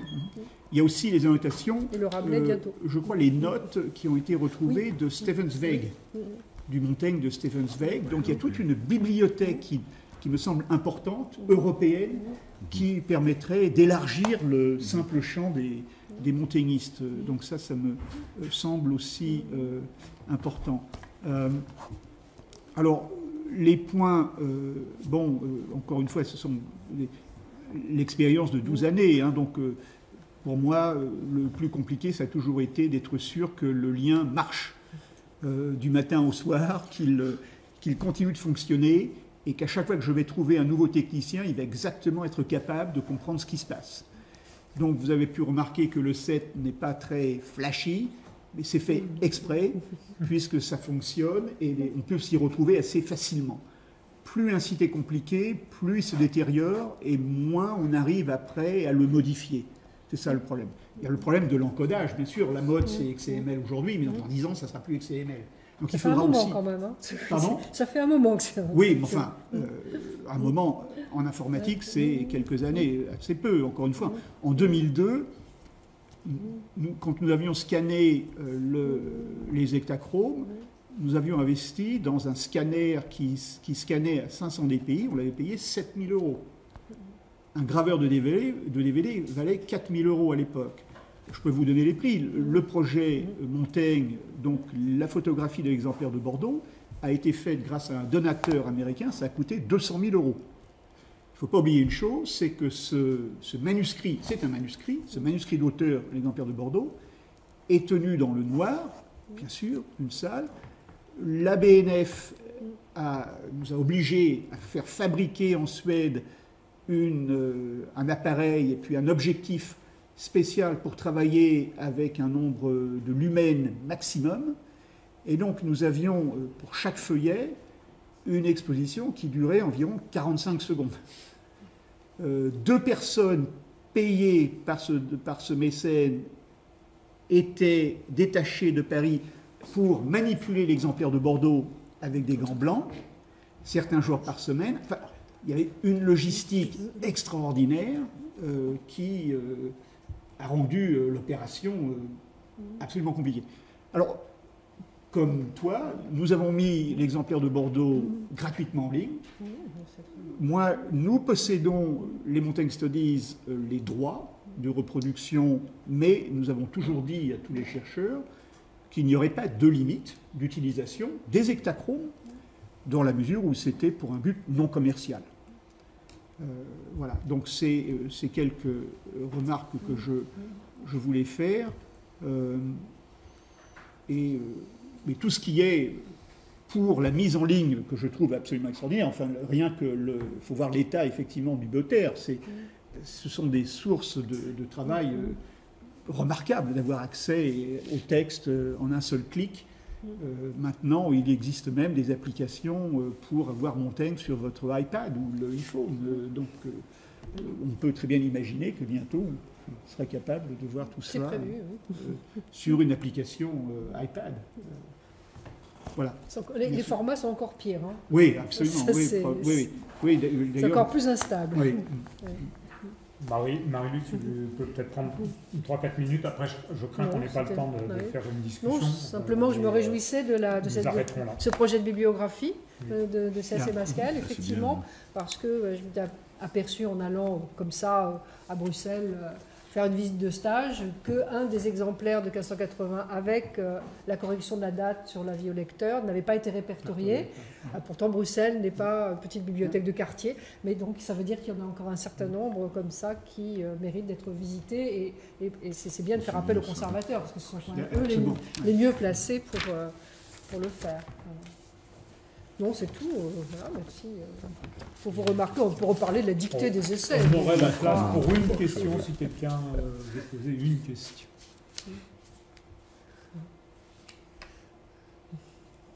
Francis Goya. Ce que tu disais sur la première, la protase du début de 1.8, c'est tout à fait la démonstration de Jean Lecointe sur le langage coupé chez Montaigne.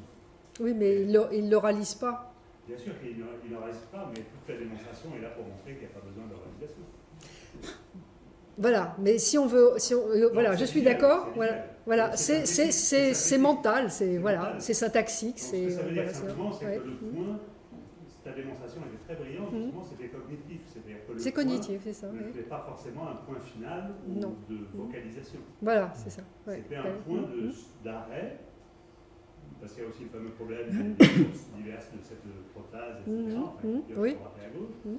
Ça fait déjà un tout, donc on peut s'arrêter, mais on s'arrête sans s'arrêter. Voilà. C'est ce problème de transition. Ça revient à ce que tu disais, la discussion qu'on a eue tout à l'heure sur le problème du séquençage. Parce que dès qu'on met en place des questions de séquençage, de segmentation des textes, on introduit bien sûr des césures, on introduit des effets clausules ou des effets de démarrage, mais en même temps, on crée aussi des problèmes de frontières. Et donc des problèmes de transition. C'est un de mes grands dadas. On sera de nouveau dans une culture rhétorique lorsqu'on aura retrouvé le sens des transitions qu'avait la classe de transition cicéronienne. Une des grandes admirations de la classe de rhétorique, c'était les transitions.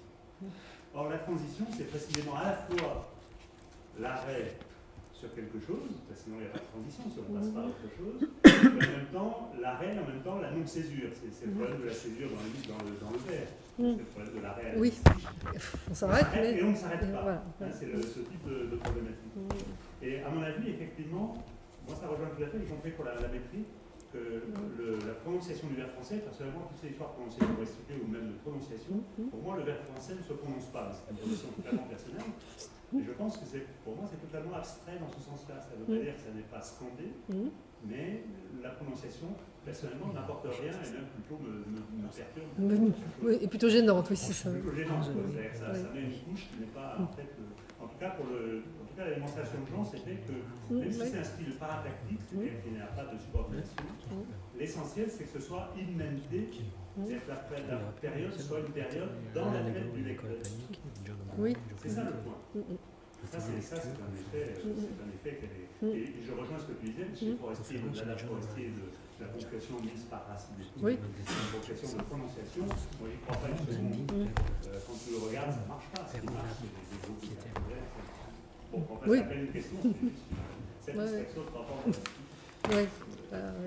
Bien, merci encore une fois, Marie-Luce. Et je vous donne...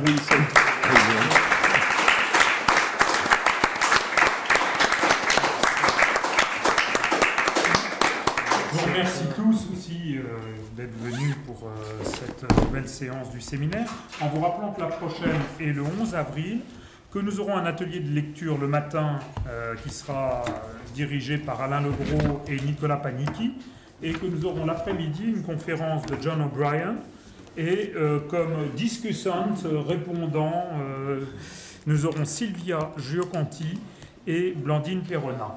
Voilà, donc au 11 avril. Merci.